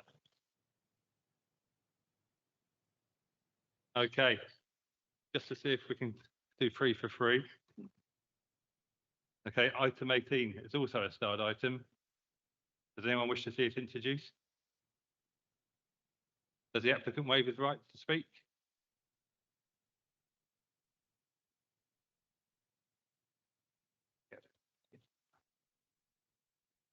Okay, thank you. Okay, in that case, all those in favour of approval? Again, unanimous. That is approved. 19. Also a starred item. Does anyone wish to see this approved, introduced? Oh.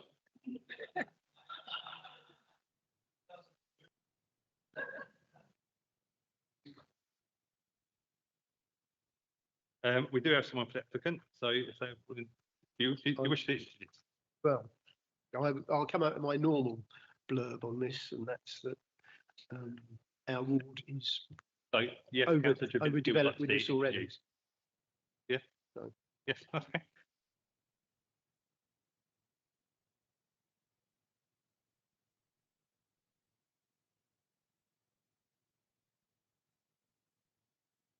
Just to be clear, this is item 19.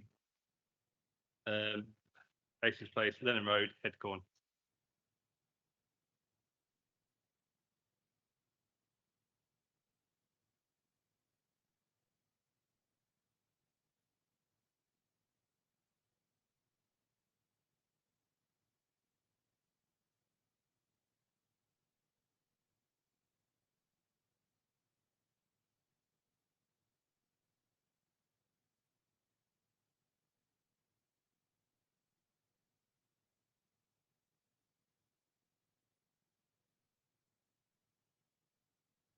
Thank you, Chairman. Good evening, members. This is a part retrospective application seeking to change the use of the land to a gypsy traveler site for the stationing of 8 mobile homes with touring caravans and associated hard and soft landscaping. The scheme includes enclosing the front side boundary with a 1.8 meter high brick wall.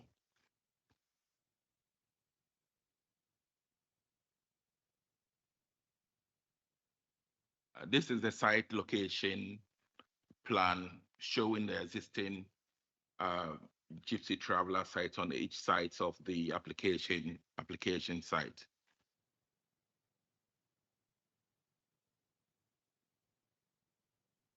The next image on your screen is the area view of the application site, also showing the Lenham Road and the existing traveler sites on both sides of the application site. This is a view of the application site looking east from Lenham Road. This photograph was taken yesterday, so it's the latest view of the application site. The next plan on your screen is the proposed site plan. It shows all the proposed mobile homes and their individual plots and associated touring caravans as well. This latest image is the proposed mobile home floor plans and elevations. So this is typical of what we would expect of mobile homes and complies with legislation.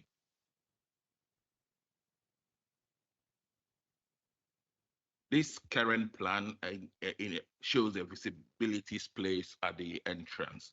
It indicates that the displays are in accordance with industry standards. This latest image is another view of the application site showing the site entrance into Lenham Road site.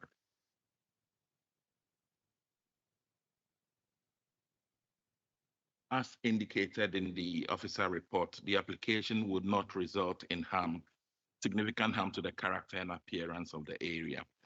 Any adverse impacts are demonstrably outweighed by the benefits of the scheme contributing to the supply of G&T accommodation. The presumption in favor of sustainable development applies in this case, and paragraph 11D of the NPPF indicates that permission should be granted. This conclusion is in line with several appeal decisions on neighboring plots, which were discussed at this committee in the past few committee meetings. The officer recommendation is to grant planning permission. Thank you. Okay, thank you, Francis. Okay, so for the applicant, we have Simon McKay.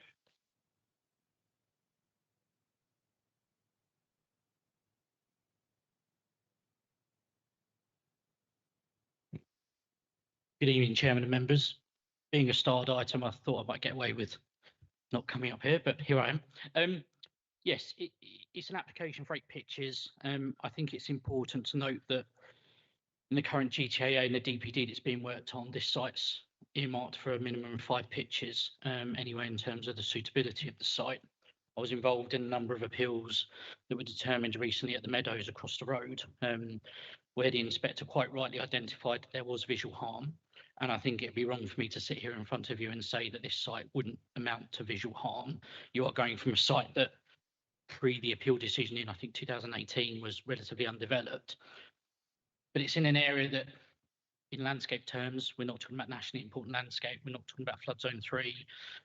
I do appreciate, and I read the letters that come in from Headcombe Parish Council over their concern for the proliferation of sites. And I do accept that a line will need to be drawn at some point in these areas, but I think what we are dealing with is planning policies that direct sites like this to areas outside of flood zone 3 and what used to be AONB, which takes up about 35 to 40% of the borough, if you discount the 10% that's urban area. I think we're trying really hard as a business that deals with locked gypsy and traveller sites to improve the standard of applications that come in. Hopefully gone are the days of a couple of rectangles on a white piece of paper and without too much thought. And whilst I would say, and I'd accept that the applicants in this case had got a bit ahead themselves with some of the hard standard that had gone down, that the proposed block plan that we've put together does show, in our opinion, a well-designed scheme that allows opportunities for biodiversity enhancements, more natural hedging. I mean, obviously you've seen the picture there where the pillars have been put up. They don't interfere with the visibility display, and it does allow for some soft planting along the front as well that some of the entrances along this part of Lenham Road don't have the room for. So from our perspective, we believe there's still a strong need, and that's not to put the council over a barrel in policy terms, but I think respectfully we would put the argument forward in this case that the need outweighs any minor harm that's identified in this instance. So hopefully you will agree with the officer recommendation that's very well written, obviously, and has a number of stringent conditions, and rightly so, and hopefully you will approve the application. Many thanks. Thank you. Councillor Travinski. Thank you, Mr. Chair. I wouldn't actually support any more development in the Headcombe at the moment, housing or traveller sites. We've already got problems in water and all flooding and all kinds of things. There is a big cumulative impact here, and the particular road it's on is in danger of becoming a sub-community within a settled community. There are lots and lots of pictures there. And rightly so, the gentleman mentioned the Meadows. When that went to appeal, half of it was agreed, half of it wasn't. Now apparently the other half are now coming back extra payment. So there is a cumulative effect of this, and it's having effect.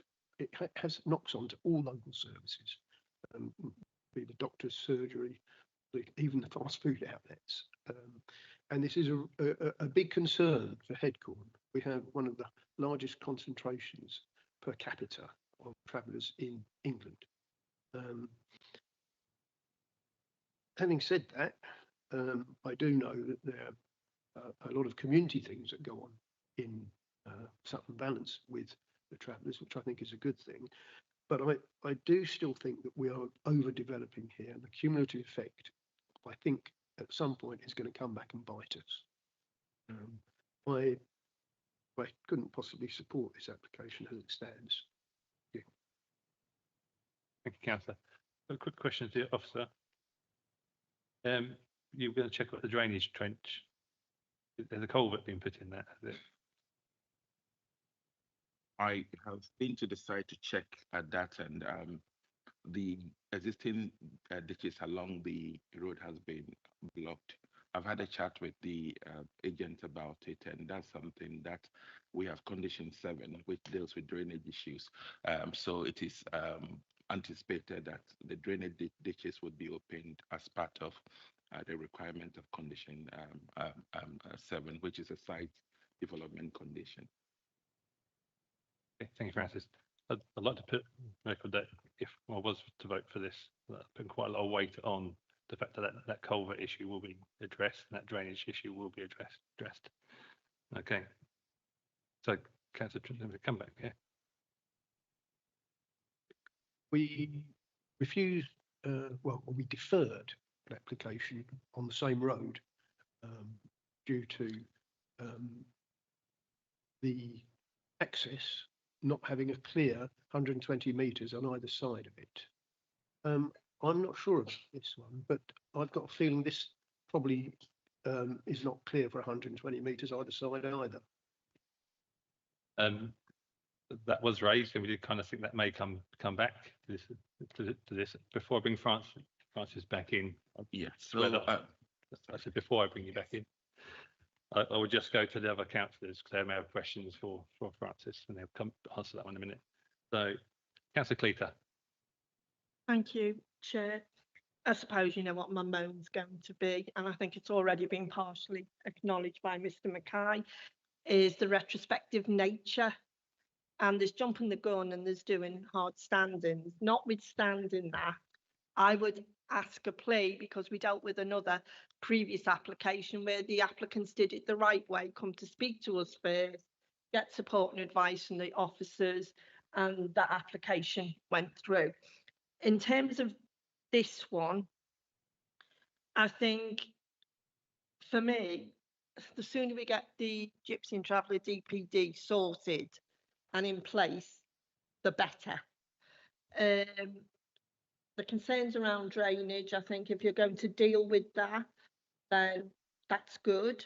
But my plea is, please stop doing these retrospectively. It is better to work with us and the officers to deliver something that is sustainable, but also goes through with the advice and support of officers, rather than, because I think that's what winds a lot of people up locally, is when people see things happening and then people put a retrospective. And I would say that whether it's the traveller community or the settled community, to be quite honest.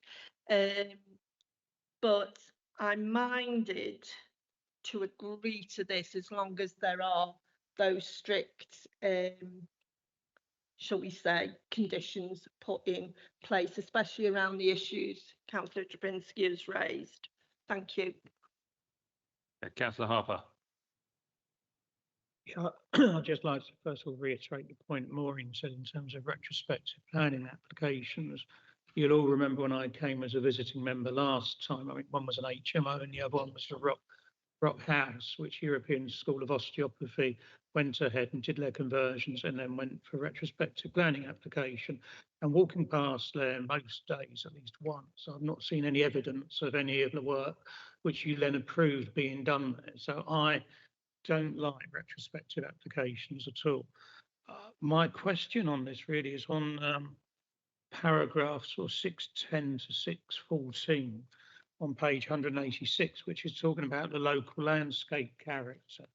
And I sort of honed in on this, especially after our previous debate on the North Downs, in that this is located within the low weald landscape of local value, and on the Heathland Pasturelands landscape character area.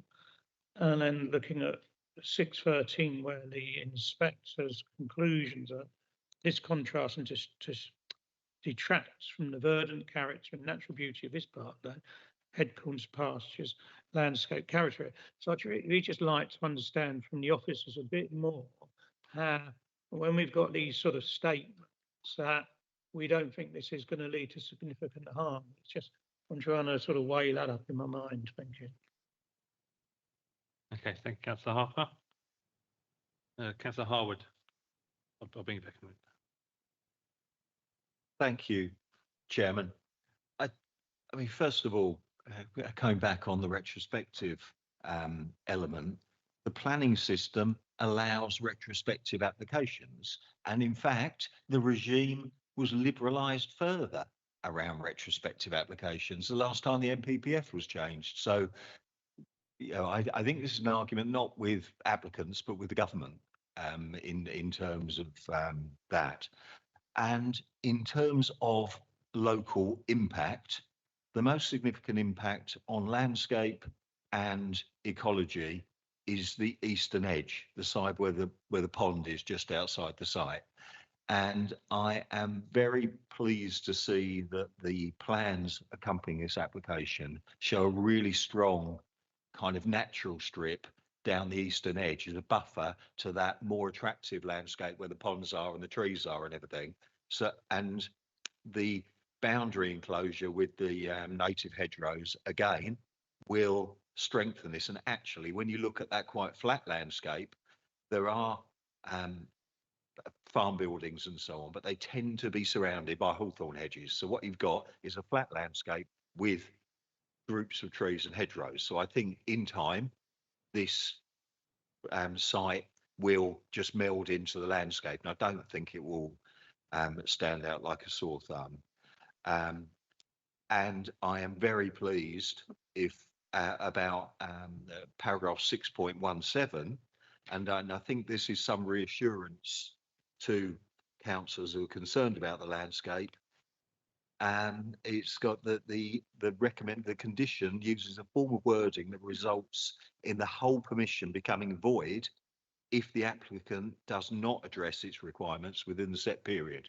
So it's quite a tough landscaping condition attached to this, and we've used this in the past and it's worked, and I think we know with this applicant that we do get the hedges around it, we do get the schemes there.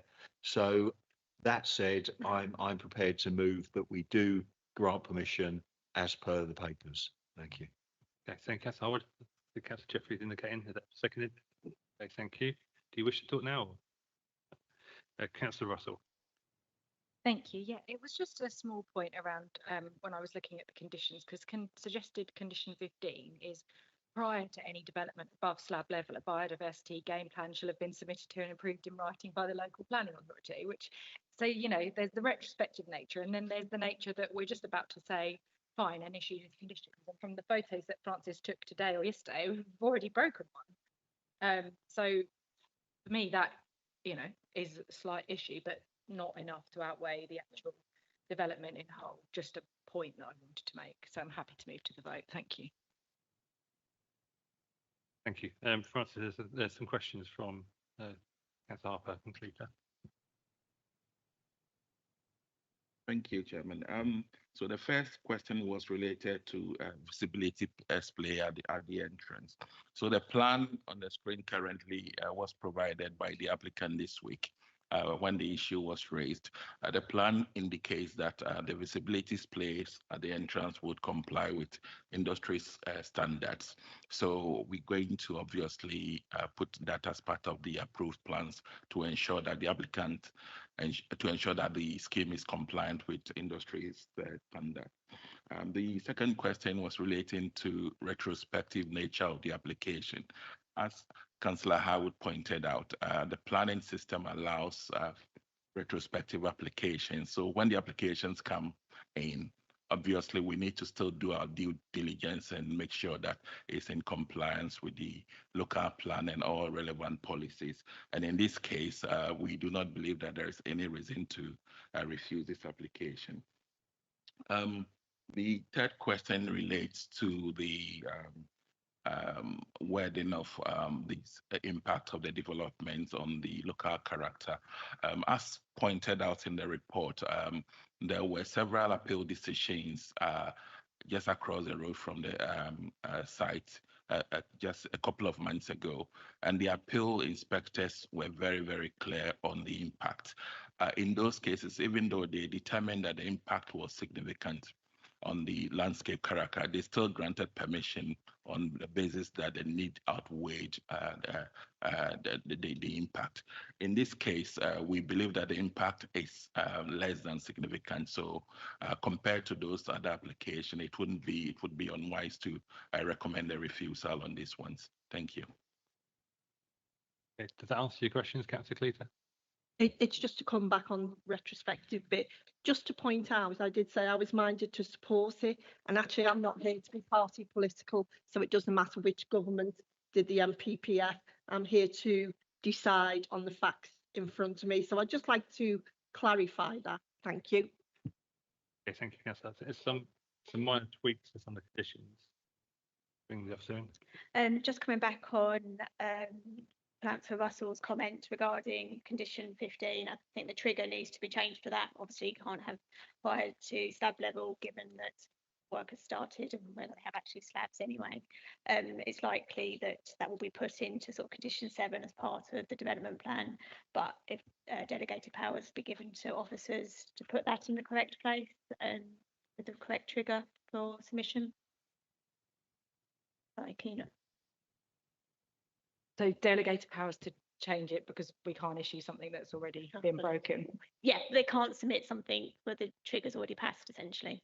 And also in terms of the numbering in condition 7, it refers to a number of the sort of the following conditions. Some of the numbering is just incorrect, so just that will be changed if members were reminded to approve it.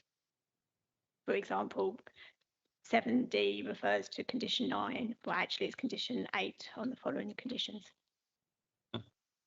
Councillor Russell. Just a question: do we send out drafts to the applicants of, you know, what, or do they see it as part of the agenda? No, the applicants will only see it when it's published.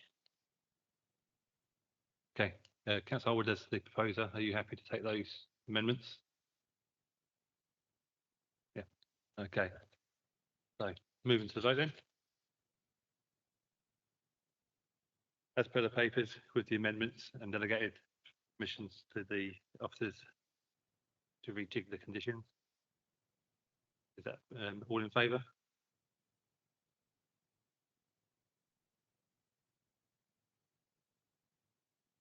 Seven, 4, those against, those abstaining.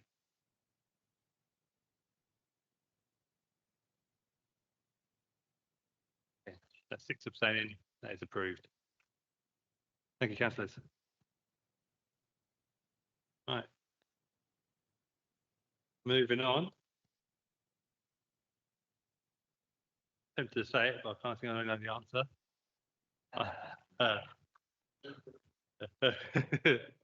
Item 17 is a starred item. Does any councillor wish to be introduced? Yeah. Okay, thank you, Councillor Harper.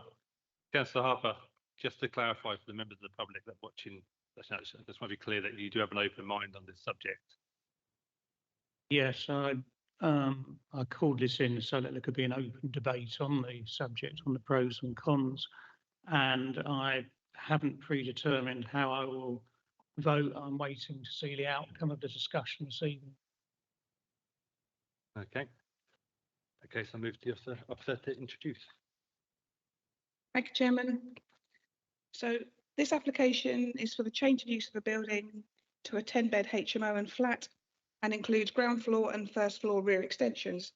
This application follows an extant permission for a 9-bed HMO and flat, with the main external changes being that the current application now includes a single-storey rear extension, and there's also some minor fenestration changes.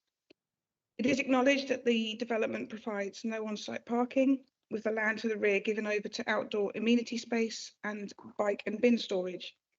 It should be noted here that the extant permission for the 9-bed HMO and flat also provided no on-site parking provision, and this permission is considered to be a reasonable fallback for the site.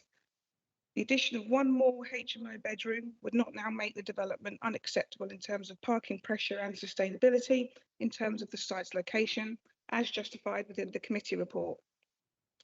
Moving on, the proposed external works would not cause unacceptable harm to the character and appearance of the building or the surrounding area. There are no residential amenity objections. The development passes the HMO SPD concentration and sandwiching tests, and the submission is acceptable in all other planning respects. There have also been no comments received from local residents about this application. On a final point, the appendix attached to the report relates to a recently allowed appeal at 85 Tunbridge Road, where the development was for a change of use from a 6-bed HMO to an 8-bed. In the appeal decision, the inspector concluded that the development would not harm the character of the area with particular regard to on-street parking, and costs were awarded in part because the council sought to apply a different approach towards assessing the concentration of HMOs, despite accepting that the proposal met the criteria set out within the council's HMO SPD. On this basis, a recommendation of approval is made, subject to the recommended conditions. Just quickly go through the site.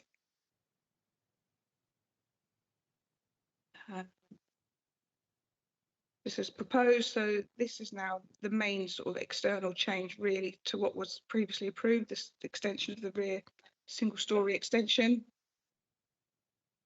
to create the additional bedroom. The elevations remain much the same. Thank you.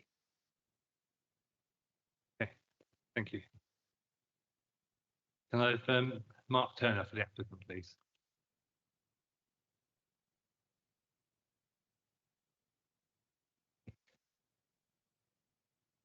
Good evening, Chair and members of the committee. This application before you follows a call in by Councillor Harper raising concerns around overdevelopment of the site's proximity to a gyratory and a perceived high number of HMOs along this part of Tunbridge Road. I'd like to briefly respond to these points and explain why the scheme should be approved in line with your officer's recommendation. I'd also like to highlight there has been no public objections and no objections from any statutory consultees.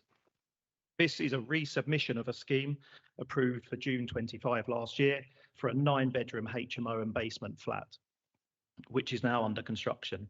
The only change is an addition of 1 room for a modest rear extension, increasing the HMO from 9 to 10 bedrooms, whilst also enlarging 2 existing rooms, further improving living standards for those residents. So in simple terms, the only new element being considered is 1 additional bedroom. The council's HMO licensing team have confirmed the scheme meets all space and quality standards, and the accommodation will be high quality with ensuite bathrooms, good communal space and a usable rear garden. This is not overdevelopment, but an efficient and policy compliant use of a large property in a sustainable location. On highways, there are no objections. The approved scheme was designed to be car free with no parking and policy compliant 12-bay secure cycle provision. This remains unchanged. A transport assessment was submitted with both the previous and current applications, demonstrating no unacceptable parking impacts. This site is highly sustainable, opposite bus stops, a train station and taxi ranks, and the proximity to a gyratory raises no concerns from the Highways Authority. In terms of HMO concentration, this point carries limited weight given the site already has permission for a 9-bedroom HMO. This proposal does not increase the number of HMOs, just the number of bedrooms within this existing HMO by 1. The officer's report confirms there is 1 other HMO within 100 metres, which means the scheme remains well below the 10% policy threshold. Properties outside that radius cannot be counted, so there's no policy conflict. The recent appeal decision at 85 Tunbridge Road is also relevant, where costs were awarded against the council. That decision makes it clear that proposals must be assessed against the adopted SPD criteria, which this scheme clearly meets. We recognise HMOs can be sensitive. However, this is a very sustainable location, and this is exactly where higher density properties should be supported. It's a mixed use area. It's not a street of family homes and HMOs. So we believe a HMO is appropriate in this context.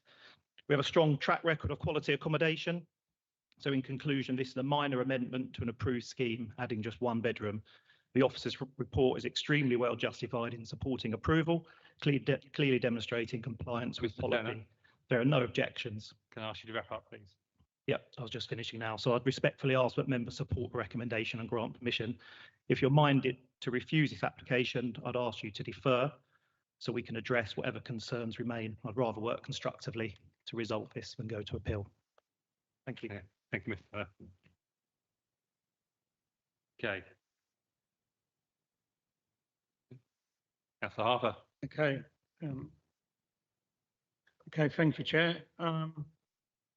I've read this report through a couple of times over the last few days, trying to understand all the points, in particular those relating to the reasons I called it in. I've still got some concerns which perhaps the officers might be able to clear up this evening for me. So I do think the location is relevant. This is in the gyratory system on the west side of town. Whilst I hear what the applicant was saying in terms of parking, there is no parking spaces provided, and this is an area of acute parking shortage in the residential streets around it. The roads neighbouring in Fan, which is where you would tend to park if you live here, are just a nightmare in the evening for all the current residents. And whilst an HMO centrally located, yes, it's sustainable. And if people don't have cars, that's one issue, but that's just not the world we tend to live in. If we're going to have 10 bedrooms here and 16 people living in those 10 bedrooms, plus the ground floor flat, which could be a further 2 people, so that's 16 people. I think it's unlikely that in any group of 16 adults, nobody is going to own a car. I mean, it might only be a handful of cars, but there will be some cars. And currently this site actually, well, before the development had 4 car parking spaces. So we're actually losing 4 car parking spaces as a result of it. That's a real concern I've got. And I know highways say it's not an issue, but I'd like to understand in a minute from the officers. My next point is around the bedroom 2 on the plans, because that's only accessible off the kitchen. And it wasn't clear looking at the papers in terms of the amount of natural ventilation or daylight room 2 will have, as it seems to be referred to as an inner room. So I'd like to understand from the officers the actual amount of daylight bedroom 2 would receive. The paragraph 6.32 refers to the HMO SPD requirement for minimum indoor amenity space, and that talks about the need for either kitchens or kitchen diners plus living room accommodation. And the living room for the size of HMO, this is defined as a minimum of 16.5 square metres. And there's no proposal to have any amenity space or living area. And as I say, there's 16 people living here. So I want to understand a bit more about where do we expect these people to go, or are they just expected to stay in their rooms all the time? The applicant mentioned about the outdoor communal space, and it's difficult with some of these plans to really assess the area, but looking at it, it looked to me quite a small outdoor area, about sort of 12 foot by 21 foot, but currently that's all hard standing for car parking. So I was just wanting to understand how effectively tarmac land is going to be turned into an amenity space to meet with our requirements in the SPD, which is providing people with seating, a gathering space and space for drying clothes. And just lastly, a couple of other points was, I've always understood that we took each planning application in isolation, and therefore this is a planning application for a 10-bedroom HMO plus a lower ground floor flat. Previous applications were determined at that point. This has to be determined in the round, which is for a 10-bedroom HMO. And I just think it's unnecessary to reference to the lack of 5-year housing supply, because as is pointed out here and on the Milton Street one, an HMO only counts as one dwelling. Whether it has 2 bedrooms or 15 or 20 bedrooms, it's still only one dwelling, and therefore it doesn't add at all towards our 5-year housing supply. So the reference that we don't have a 5-year housing supply, this proposal has no impact on that. So I'd just like to understand the answers to those questions, if that's correct. Thank you, Chair. Okay, thank you, Councillor Hopper. Just on the 5-year land supply issue, we have to state that in any housing application. Okay, so that's why it's there. I'll bring the officer to answer the rest of those questions. Yeah, so I'll also come back on the 5-year land supply. Paragraph 704 clarifies what you just said. So yeah, that's acknowledged. I think it is reasonable to consider the fallback position for a 9-bed HMO, which effectively provided the same amount of amenity space, largely the same layout for bedroom 2 and the nil parking, and not providing a living room. This is now effectively considering that one additional HMO bedroom to what we have already approved, with bedroom 2 having its own window, so that has suitable ventilation. In terms of the stress on parking, Tunbridge Road is a very busy road. I drive up it every day and down it. You don't tend to see cars parked there indiscriminately. It's got its own restrictions. In terms of stress on the wider streets, given its location, actually, certain car parks, public car parks, are closer. And I think if there were to be parking on sort of the more dense streets in the area, I think that would be much more dispersed. And a lot of those streets have parking permits anyway, which you have to apply for. The issue with the kitchen diner, well, the issue with the living room, there is a kitchen diner proposed, and as we thought previously, the amount of indoor space is acceptable, as too is the outdoor space. Thank you. Okay, that cover you, answer some of your questions, Councillor Harper? Not really, but it's, yeah. Just because you mentioned about the communal garden, do you maybe just want to look at condition 11 while we're debating the rest of it and actually see whether you want that kind of strengthened? Councillor Harwood. Thank you, Chairman. I'm very aware this is an application for one additional bedroom. And, frankly, I think there is no planning reason why we could refuse this. That the application is compliant with national policy and with our local supplementary planning document. And I mean, interestingly, this application is providing some outside amenity space. It's notable that Maidstone Borough Council is developing an apartment block there just down the road that hasn't got any outside amenity space, and that's going to be families. So I'm struggling to find any issue that we can challenge on this, and therefore I move that we grant permission as per the papers. Thank you. Councillor Harwood, do you have a seconder for that? Thank you, Vicky. Also have Councillor Nagy to speak. Thank you, Chairman. Yes, I mean, we are seeing a notable trend of HMOs coming through the planning system where they are looking to expand by a single room. And I think at this point in this particular planning application, if there is already a standing agreement for a number of flats in place, and considering the lack of housing that we have available, and there is an opportunity to place that extra space onto a property, then again, like Councillor Harwood said, I can't see a reason why we would turn down these applications, especially based on what we've had previously, where if it was initially, if we were looking at the original plan and it was 10 houses, I could see the implementation, but we're not at that point in this planning. It is a single room, and we cannot make the assumption that the people that are going to be moving into these properties are all going to own cars.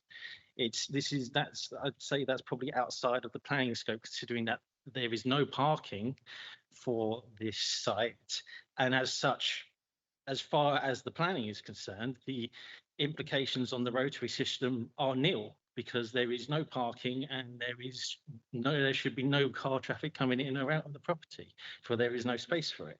So the assumption that the people moving in will have cars is just as much as the assumption that they will not have cars. So as far as I can see, the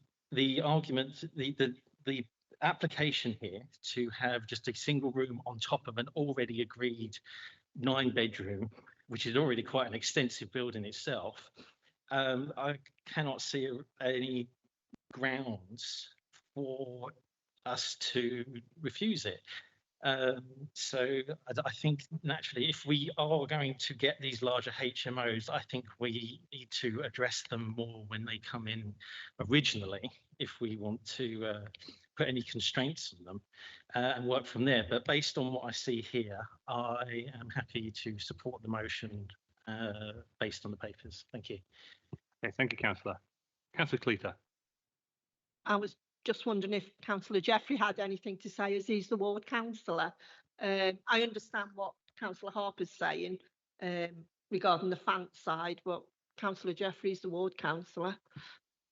Yeah, he's councillor. So, Councillor Jeffries. Thanks, Maureen. Yeah, I mean, generally speaking, as ward councillor, I should get to go first, I think, is the convention. Well, I wasn't. I don't know if you didn't say anything, I must say. So your indication clearly was missed by me. I'm also quite surprised, given I've tried to call in applications that are outside of my ward, that the call-in was allowed. I'm not complaining about the call-in because I'm quite happy to have the debate. But given that that's been refused to me in the past, I'm a bit hacked off that it was refused, and but I'm not hacked off that it's called in. It's one extra bedroom. It's already passed 9 bed HMOs. It is policy compliant. The parking, well, and I do absolutely understand the parking pressures within Paul's ward. I really do get it. I don't have the same problems in my ward. Despite this being, you know, we're being neighbours, I don't have the same problems, and therefore I can't really speak on behalf of my residents, saying that the people in that triangle, who I've never had a complaint from about parking ever, are going to be upset about the parking problem here. So I'm you know, comfortable that the thing is approved. Okay, all right. I've got a proposer. So just a very specific question around bedroom 2. I'm a bit concerned obviously about the health and well-being of the future occupant of this room.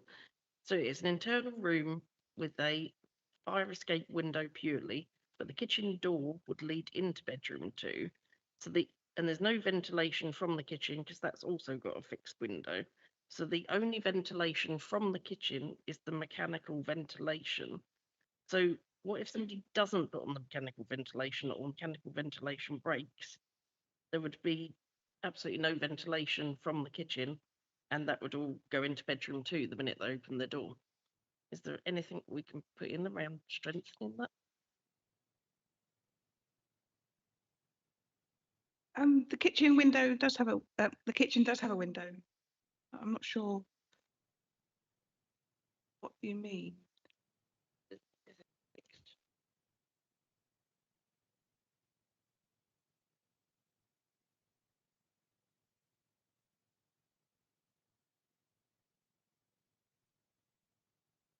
Councillor Green, could I maybe propose that we delegate that to officers to find a ventilation alternative, whether that be a window or a vent, with the applicant as he's willing to work with us.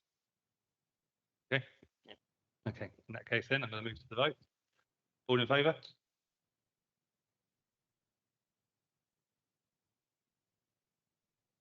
That's 12. Oh, hang on, Councillor Russell, are you? Okay. Okay, so that's 12-4. Those against? Those abstaining? Okay. Those approved.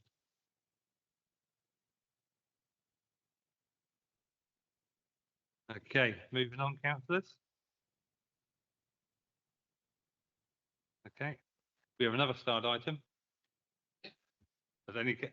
Okay, thank you, Councillor Harwood. I'll move to yourself to introduce the item, please.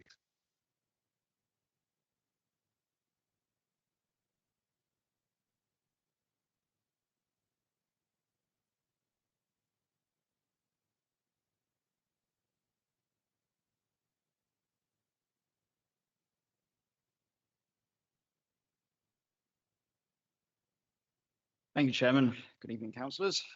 So this application is at 121 Milton Street and seeks to add a single bedroom to an existing 6-bedroom HMO approved under a lawful development certificate. No external works are proposed to the dwelling itself. Following comments received, the applicant's adding an additional parking space to the parking area at the rear of the property. Just draw our members' attention to the appeal decision that costs were awarded. The application applies to the adopted HMO SPD. On that basis, we're recommending approval. Just going through, here's the rear photo of the property. So this is the bedroom, the window here that would serve the converted room. Here's the parking area, which we expanded to accommodate the additional parking space. Thank you.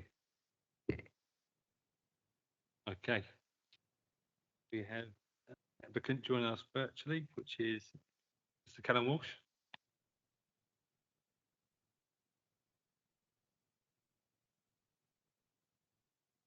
Mr. Walsh, are you there?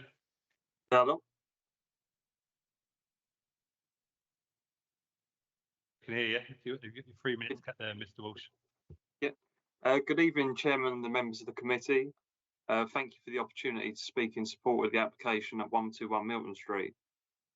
The proposal is modest and proportionate in nature. The property is already a 6-bedroom HMO, and this application simply seeks to make more efficient use of an existing internal space by converting a lounge into a 7th bedroom. Importantly, this is achieved without any external extensions or alteration, meaning there's no impact on the visual character or appearance of the street. The intensification of use is limited, with only 1 additional occupant proposed. This is not a fundamental change in the nature of the property, but rather a small-scale adjustment within an already established use. In terms of parking, the proposal positively addresses potential concerns by providing an additional off-road parking space to serve the 7th bedroom.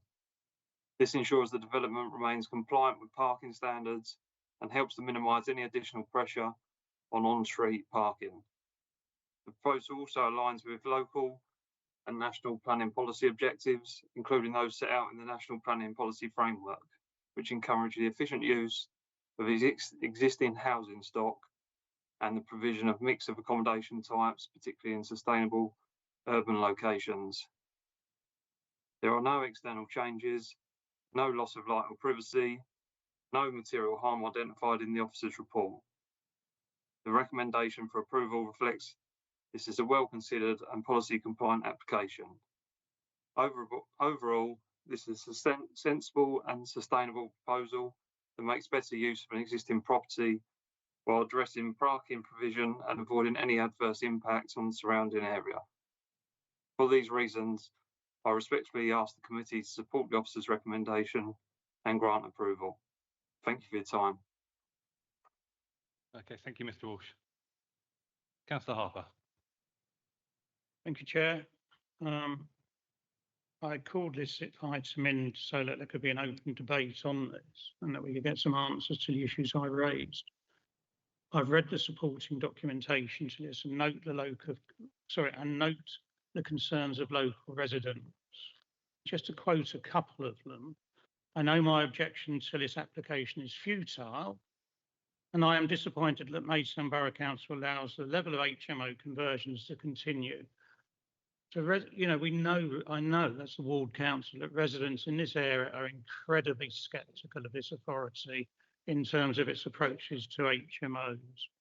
And there is an increasing level of cynicism, unfortunately, around our HMO SPD in its inability to prevent the continuing spread and development and increase in sizes of HMOs, as we've just seen in our previous discussion. However, I think this report, having read it in detail, gives me quite a lot of concern. First of all, I thought we were supposed to take each planning application in isolation.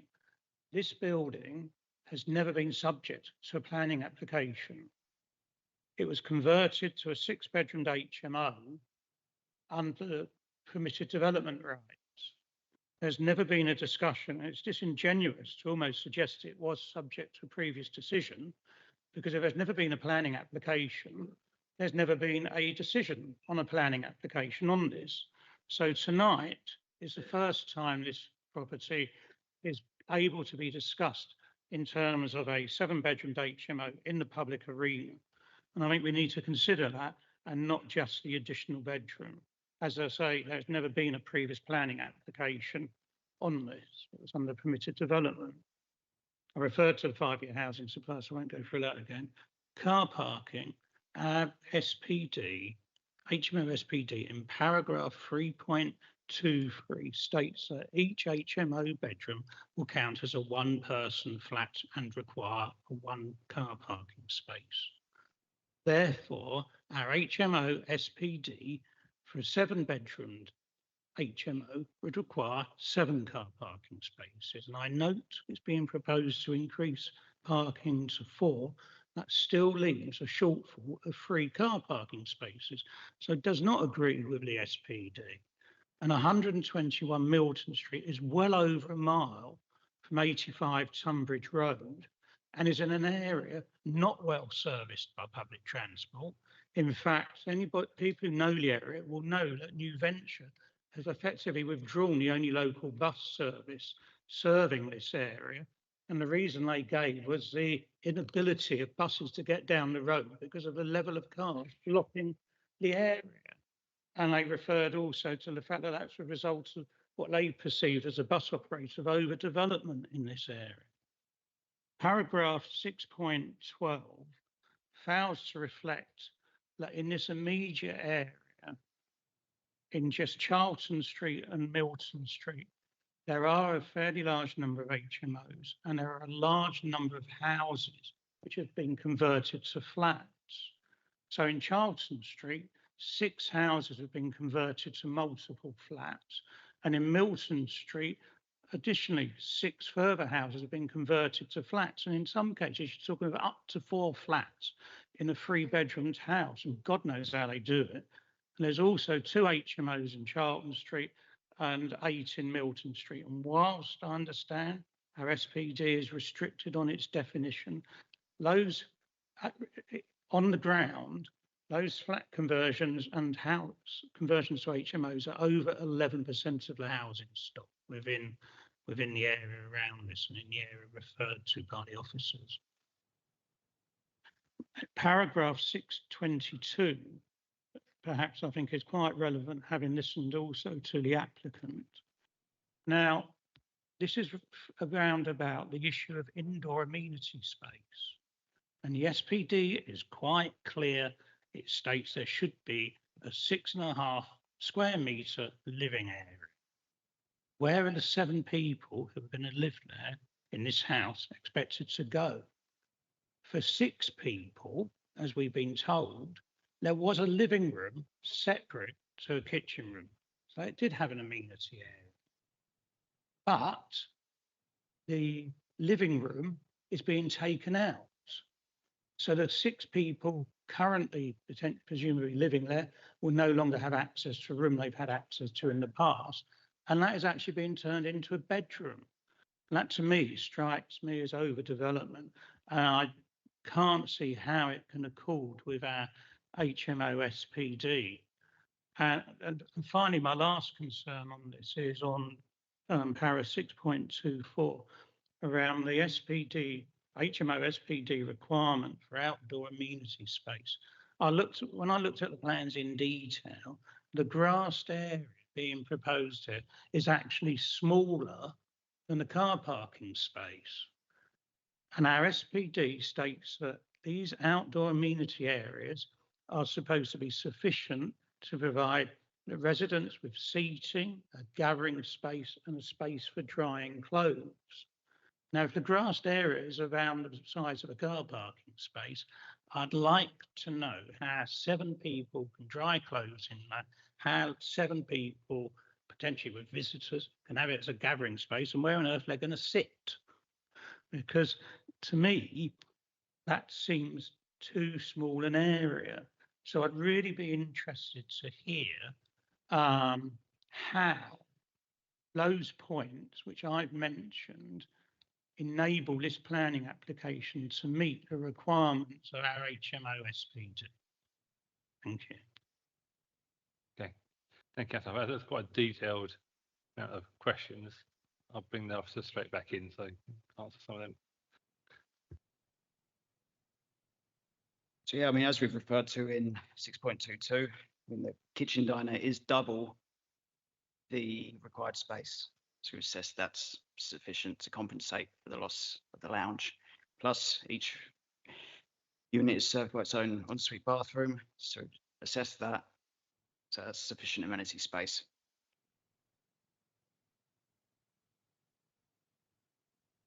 Garden space, sort of similar to the previous application, there is a garden space. We assessed that it's sufficient to provide sort of closed drying area for future occupants.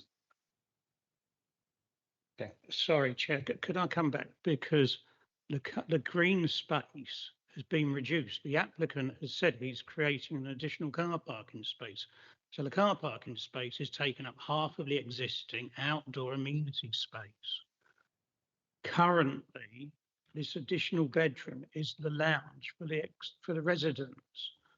So we're looking at a degradation of the environment for the existing 6-bedroom HMO, not only in terms of the loss of their communal lounge, but in the halving of their outdoor amenity space. And sorry, I heard what the officer said. I can't see the way that the intention of the HMO SPD would be. Strikes me that this is a type of issue which is there to address. And if we don't give serious consideration to it here, as I said earlier, the cynicism in fact over it, it's just growing. So I would like to perhaps move that this application be rejected, that the intensification of the current use is detrimental to the character of the building and of the current residents. The application is contrary to the requirements of the HMO SPD in respect of internal and external amenity space. And the application is contrary to policies as LRPHOU2 and LRSP15 of the Maidstone Local Plan Review and the aims of the National Policy Planning Framework, which seek all new developments, promotes health and well-being with a high standard of amenity for existing and future applicants. And I think the emphasis is on existing because they are losing half of their amenity space. Thank you, Councillor Harper. I have asked a question because we are being watched on cameras. Have you just read that from a printed piece of paper that you brought to this meeting? No, I've scribbled down some notes as we were sitting here based on what I've heard. What I've heard when I look at what the decisions were made on other sites and also in respect of this, that the National Policy Planning Framework, and I've been on all the training, tells us, as I say, that we are supposed to make sure that all planning applications promote high quality amenity space, both internal and external, for existing and future occupants. Well, existing occupants are going to lose their living room. Existing occupants are going to lose half of their open space. You only have to look in the report. It's clear it's stating that we're getting an additional car parking space and the existing living room is being taken out and turned into a bedroom. Okay, thank you, Councillor. Other councillors, Councillor Thompson and Councillor Jeffreys. Thank you, Chair. I would like to put on record my appreciation for Councillor Harper's close analysis of the situation. It demonstrates, as he set out at the beginning, the fact that we are here to deal with each case on its individual merits, because we do not simply follow the letter of policy blindly. All cases are not equal. We have to compare two fields. To refer to an item earlier this evening, one of which has potentially a great impact on visual amenity and another one that does not. To make that comparison is not to attack farming. And in the same way, in this case, I note that the application does at least generate a parking space. albeit with the loss of amenity space outside the building. That seems to me to be a lesson that emerges from this particular situation. But we cannot simply make an objective apples versus pears comparison between the addition of a car parking space and the removal of amenity space, which Councillor Harper has put so in such detail and so very clearly. It demonstrates why we need to take that approach, and I'm grateful for it. Thank you, Mr. Chair. Jeffries. Thank you. Councillor Harper, I think, makes some really interesting and excellent points. Over the last couple of weeks, I have been badgered by his constituents on Dover Street, which is kind of within a stone's throw of 121 Milton Street, because the bin lorry can't get down there because the parking is so bad. They are missing bin collections repeatedly, and it's a problem that has been escalating over the last, I think, 10 years, Jen reckoned, but we're getting to the stage where we're really struggling. Councillor Harper states very clearly that, you know, moving from 6 to 7 means we can invoke this policy, and that's what we should be doing. And it's clearly not policy compliant, particularly around parking, which, yes, whilst there is an extra parking space, there are still 3 flats with no parking space. That is non-compliant for our policy, and there is a massive problem here. I cannot begin to express just how many emails I do get from this particular patch wanting some sort of solution, and I don't have a solution other than trying to make sure we impose some of the policies that we have already agreed. So I'm comfortable seconding Councillor Harper's suggestion, motion to reject. I've got actually Councillor Travinsky and Councillor Russell who want to come in, and Councillor Nagy. Thank you, Mr. Chair. Could we have a look at the photograph of the parking space again, please?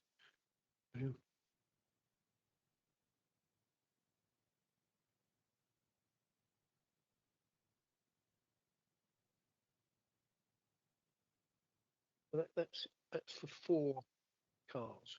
Is it? Okay, just looking at the plan on the front, I don't know if that's to scale at all, but that would still leave a fair amount of outside amenity around the building itself, wouldn't it? So although they're expanding, there's still quite a lot of space around. I mean, it's difficult to say without knowing the dimensions of the actual plot, but just looking at that, I would have thought there's still a reasonable amount of outside amenity. Thank you. Okay, thank you. Councillor Russell. Thank you, Chair. I'm just really cognizant here of the recent appeal decision. And I mean, that was as recent as March. And that went from a 6-bedroom to an 8-bedroom. And the inspector basically wiped the floor with Maidstone Borough Council and awarded costs against us. So I'm just really nervous that we don't do that again for a 6-bedroom that goes to a 7-bedroom. I mean, I think I picked up in the appeal decision that he was saying even if it's an 8-bedroom house, you could just have 6 parking permits issued. So I mean, I have questions about whether the HMO SPD is actually weighty or chunky enough to deal with this issue. But those aside, I think I am just really cognizant of the very recent appeal decision, which was actually from a 6 to an 8, and this is going from a 6 to a 7. So, and it had costs awarded. So I am minded to approve it on that basis, but I'll wait to hear what everyone else says. Okay, so I know you're Councillor Jeffries and Councillor Harper, you're saying that this is non-compliant. We've got plan officer saying this is compliant, so we want to just double check some things across just to see which one is actually correct. So could you just clarify on the parking, because that's one of these things. I think the outside space, just to be clear, is again, we're saying there is enough amenity space actually around the side and around the back to fly with the SPD. Is that correct? Mr. Fletcher. So yeah, I mean, with the parking, you can't assess it as that it's now a 7-bedroom HMO. It's one additional unit in this existing HMO. So they've provided one parking space, so it's covered. It's what the application is seeking tonight, which is one additional bedroom. In terms of the outdoor space, I mean, as it's detailed in paragraph 6.25, but current proposal is not for a house, so there isn't a specific size standard. So they've got an outdoor amenity space and they can provide some of those facilities like washing lines. There's some gathering space. But the point is there isn't a specific size standard. Okay, Councillor Harper, do you want to come back on that? Yeah, I don't see how we can consider this just as an additional room. This property has never had a planning application submitted to Maidstone Borough Council as a planning authority to consider as a planning application. There was a lawful development certificate under permitted development rights, which is not a planning application. And therefore, under permitted development rights, you can have up to a 6-bedroomed HMO. This is now a planning application for a 7-bedroomed HMO, and the first time this property has ever come to plan. Just go and ask all the residents if you look on the map on page 197, you can see how many hundreds of people live within a stone's throw of this, and ask them when the application to make this a 6-bedroomed HMO was advertised. But it wasn't, it was a lawful development certificate, whatever you call them. Looking at the picture we've got there, yes, that photograph shows you the space for 3 car parking spaces. 121, the building is on the left-hand side of that. So where that current fencing is clearly going to be moved to the left towards the building to create the 4th car parking space, clearly at the expense of what would be the outdoor amenity area. So sorry, you can't have it both ways. Either that's a space for 4 cars now, which the applicant tells us it's only for 3, or it's a space for 3 cars now, and therefore the fence and therefore the amenity space has to be reduced. It can't be both. Okay, just to clarify, bring the officer back in. So some points of clarification. Obviously, a 6-bedroomed HMO doesn't require planning permission. So although there hasn't been a planning application, it is lawful by respect of being lawful, because you can have a 6-bedroom HMO. So members are considering only the additional 1-bedroom in opposed to the 6.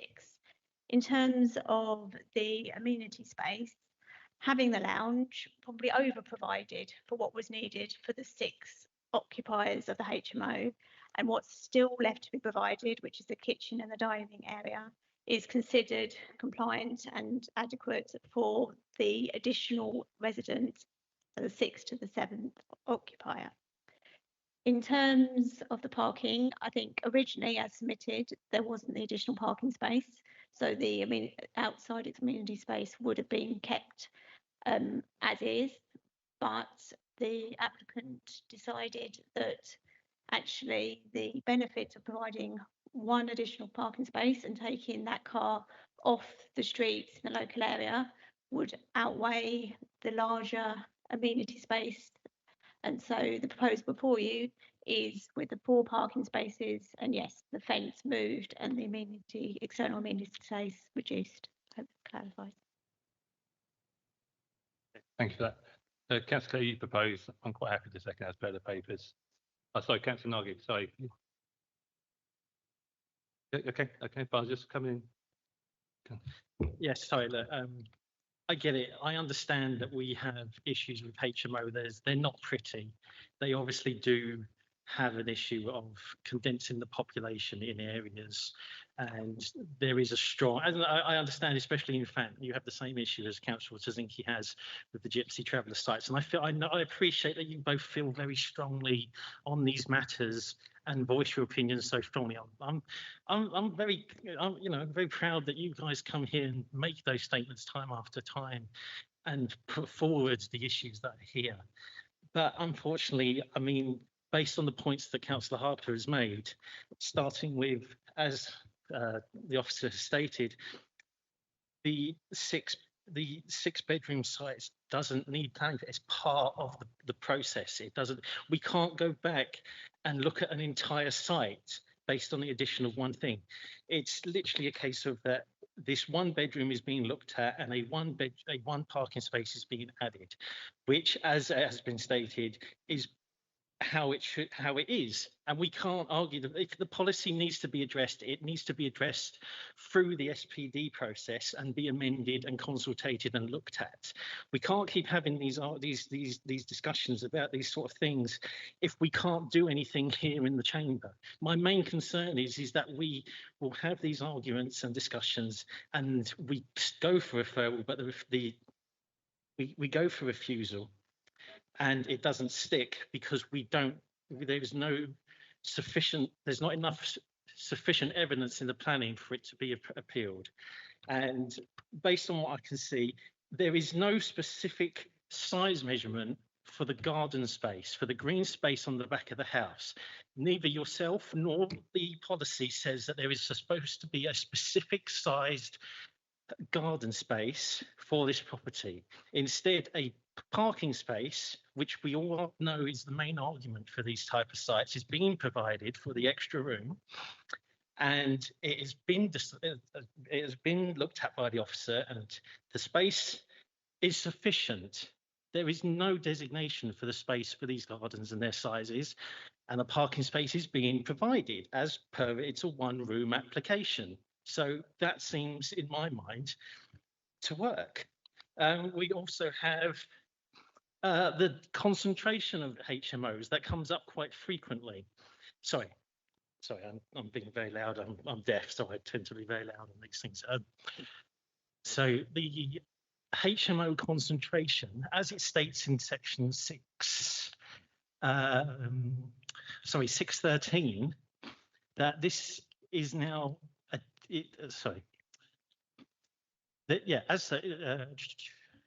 apologies, let me just get this right.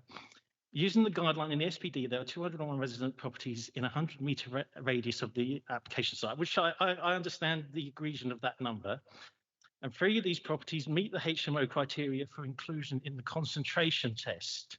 3 of these properties. And as such, it is concluded that there would be no over concentrations of HMO as defined by the SPD. So this argument keeps coming up, but it is explained to us over and over again that there is a difference between the sizes of HMOs that come through the system, and that they are accounted differently, even though on paper, as it has been evidenced to us multiple times, it looks egregious on a map. But the SPD is there, and it says specifically that it is within the guidelines. And I think the main concern here should be with the SPD, because we are making these decisions. But as Councillor Harper has said, most of the issues seem to be with the SPD. But as we are finding out in terms of other SPDs, we have to make the decisions based on what is there. Sorry, Councillor.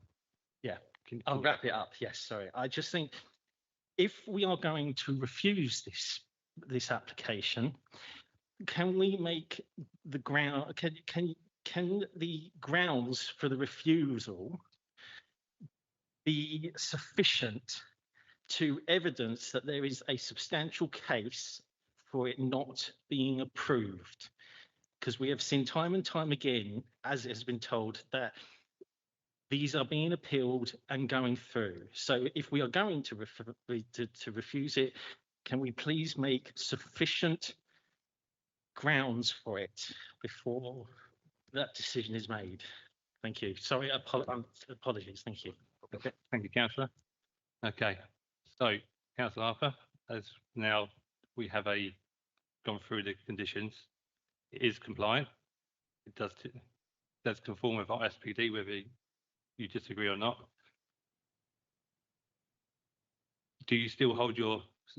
Still. Okay, so can you then please The grounds I wish to see, I would propose that we reject it on is it's not compliant with the National Policy Planning Framework. That planning application should not be detrimental to current or future occupants of a building. And this is detrimental to the current occupants of the building because the living room is being taken out and the outdoor amenity space is being halved. So that is clearly detrimental to the existing occupants of the building.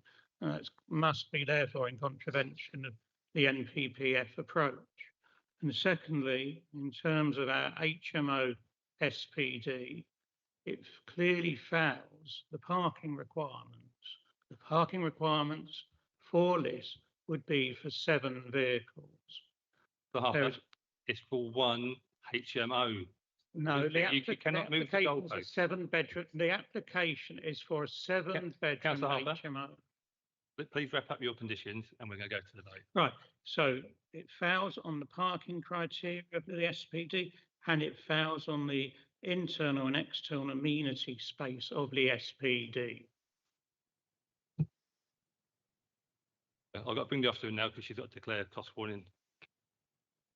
Just to make members aware, obviously in the papers there's a copy of the most recent decision from March this year relating to very similar grounds on a very similar site in very close proximity, which was not only allowed by the inspector but also costs were awarded against the council. I think a very similar situation here. If it did go to appeal and our members voted to refuse the application, it's likely that the appellant would get costs awarded, costs against the council. Okay, thank you. Okay, so just to be clear, we're going to do the amendment first, the refusal. Okay, all those in favour of refusal? That's 2 for refusal. Those abstaining? Those against? It fails. Okay. As per the motion by Councillor Russell and seconded by myself, as it puts on the papers, all in favour? 7 for, those against? 2 against. It's approved. Thank you, councillors. We now move on to the appeals list. So you'll see a HMO. So, okay, so I've got promotion to introduce the appeals list. Thanks, Chairman. Obviously, I'm conscious that we've been here quite a while about a gap. So there's obviously quite a number of appeals set out in there. It's obviously a busy month for PINs. Just in summary, so on about 7 of the refusals where character and harm to the countryside or rural area was considered as significant by officers. This was upheld by the Planning Inspectorate. This is for various different types of applications, including caravan storage, commercial buildings, alterations to converted barns, extensions, outbuildings and boundary treatment. Also, on a number of the applications where harm to heritage assets was concluded by officers, this was upheld by the Inspectorate and it was considered that public benefits did now outweigh the harm. In terms of those appeals allowed, 3 of those appeals were against non-determination, 2 were for conditions which related to nutrient neutrality issues, and the inspector considered that that wasn't a reason to withhold discharging the conditions without sort of securing the credits needed. There was 1 G&T application refused on flood risk and pollution grounds, but that was a new site within the flood zone. And obviously we've discussed 85 Tunbridge Road. So if there's any further questions, you want any specific appeals, then do ask. Any questions, councillors? Nope. Okay, so draw the meeting to a close. Thank you.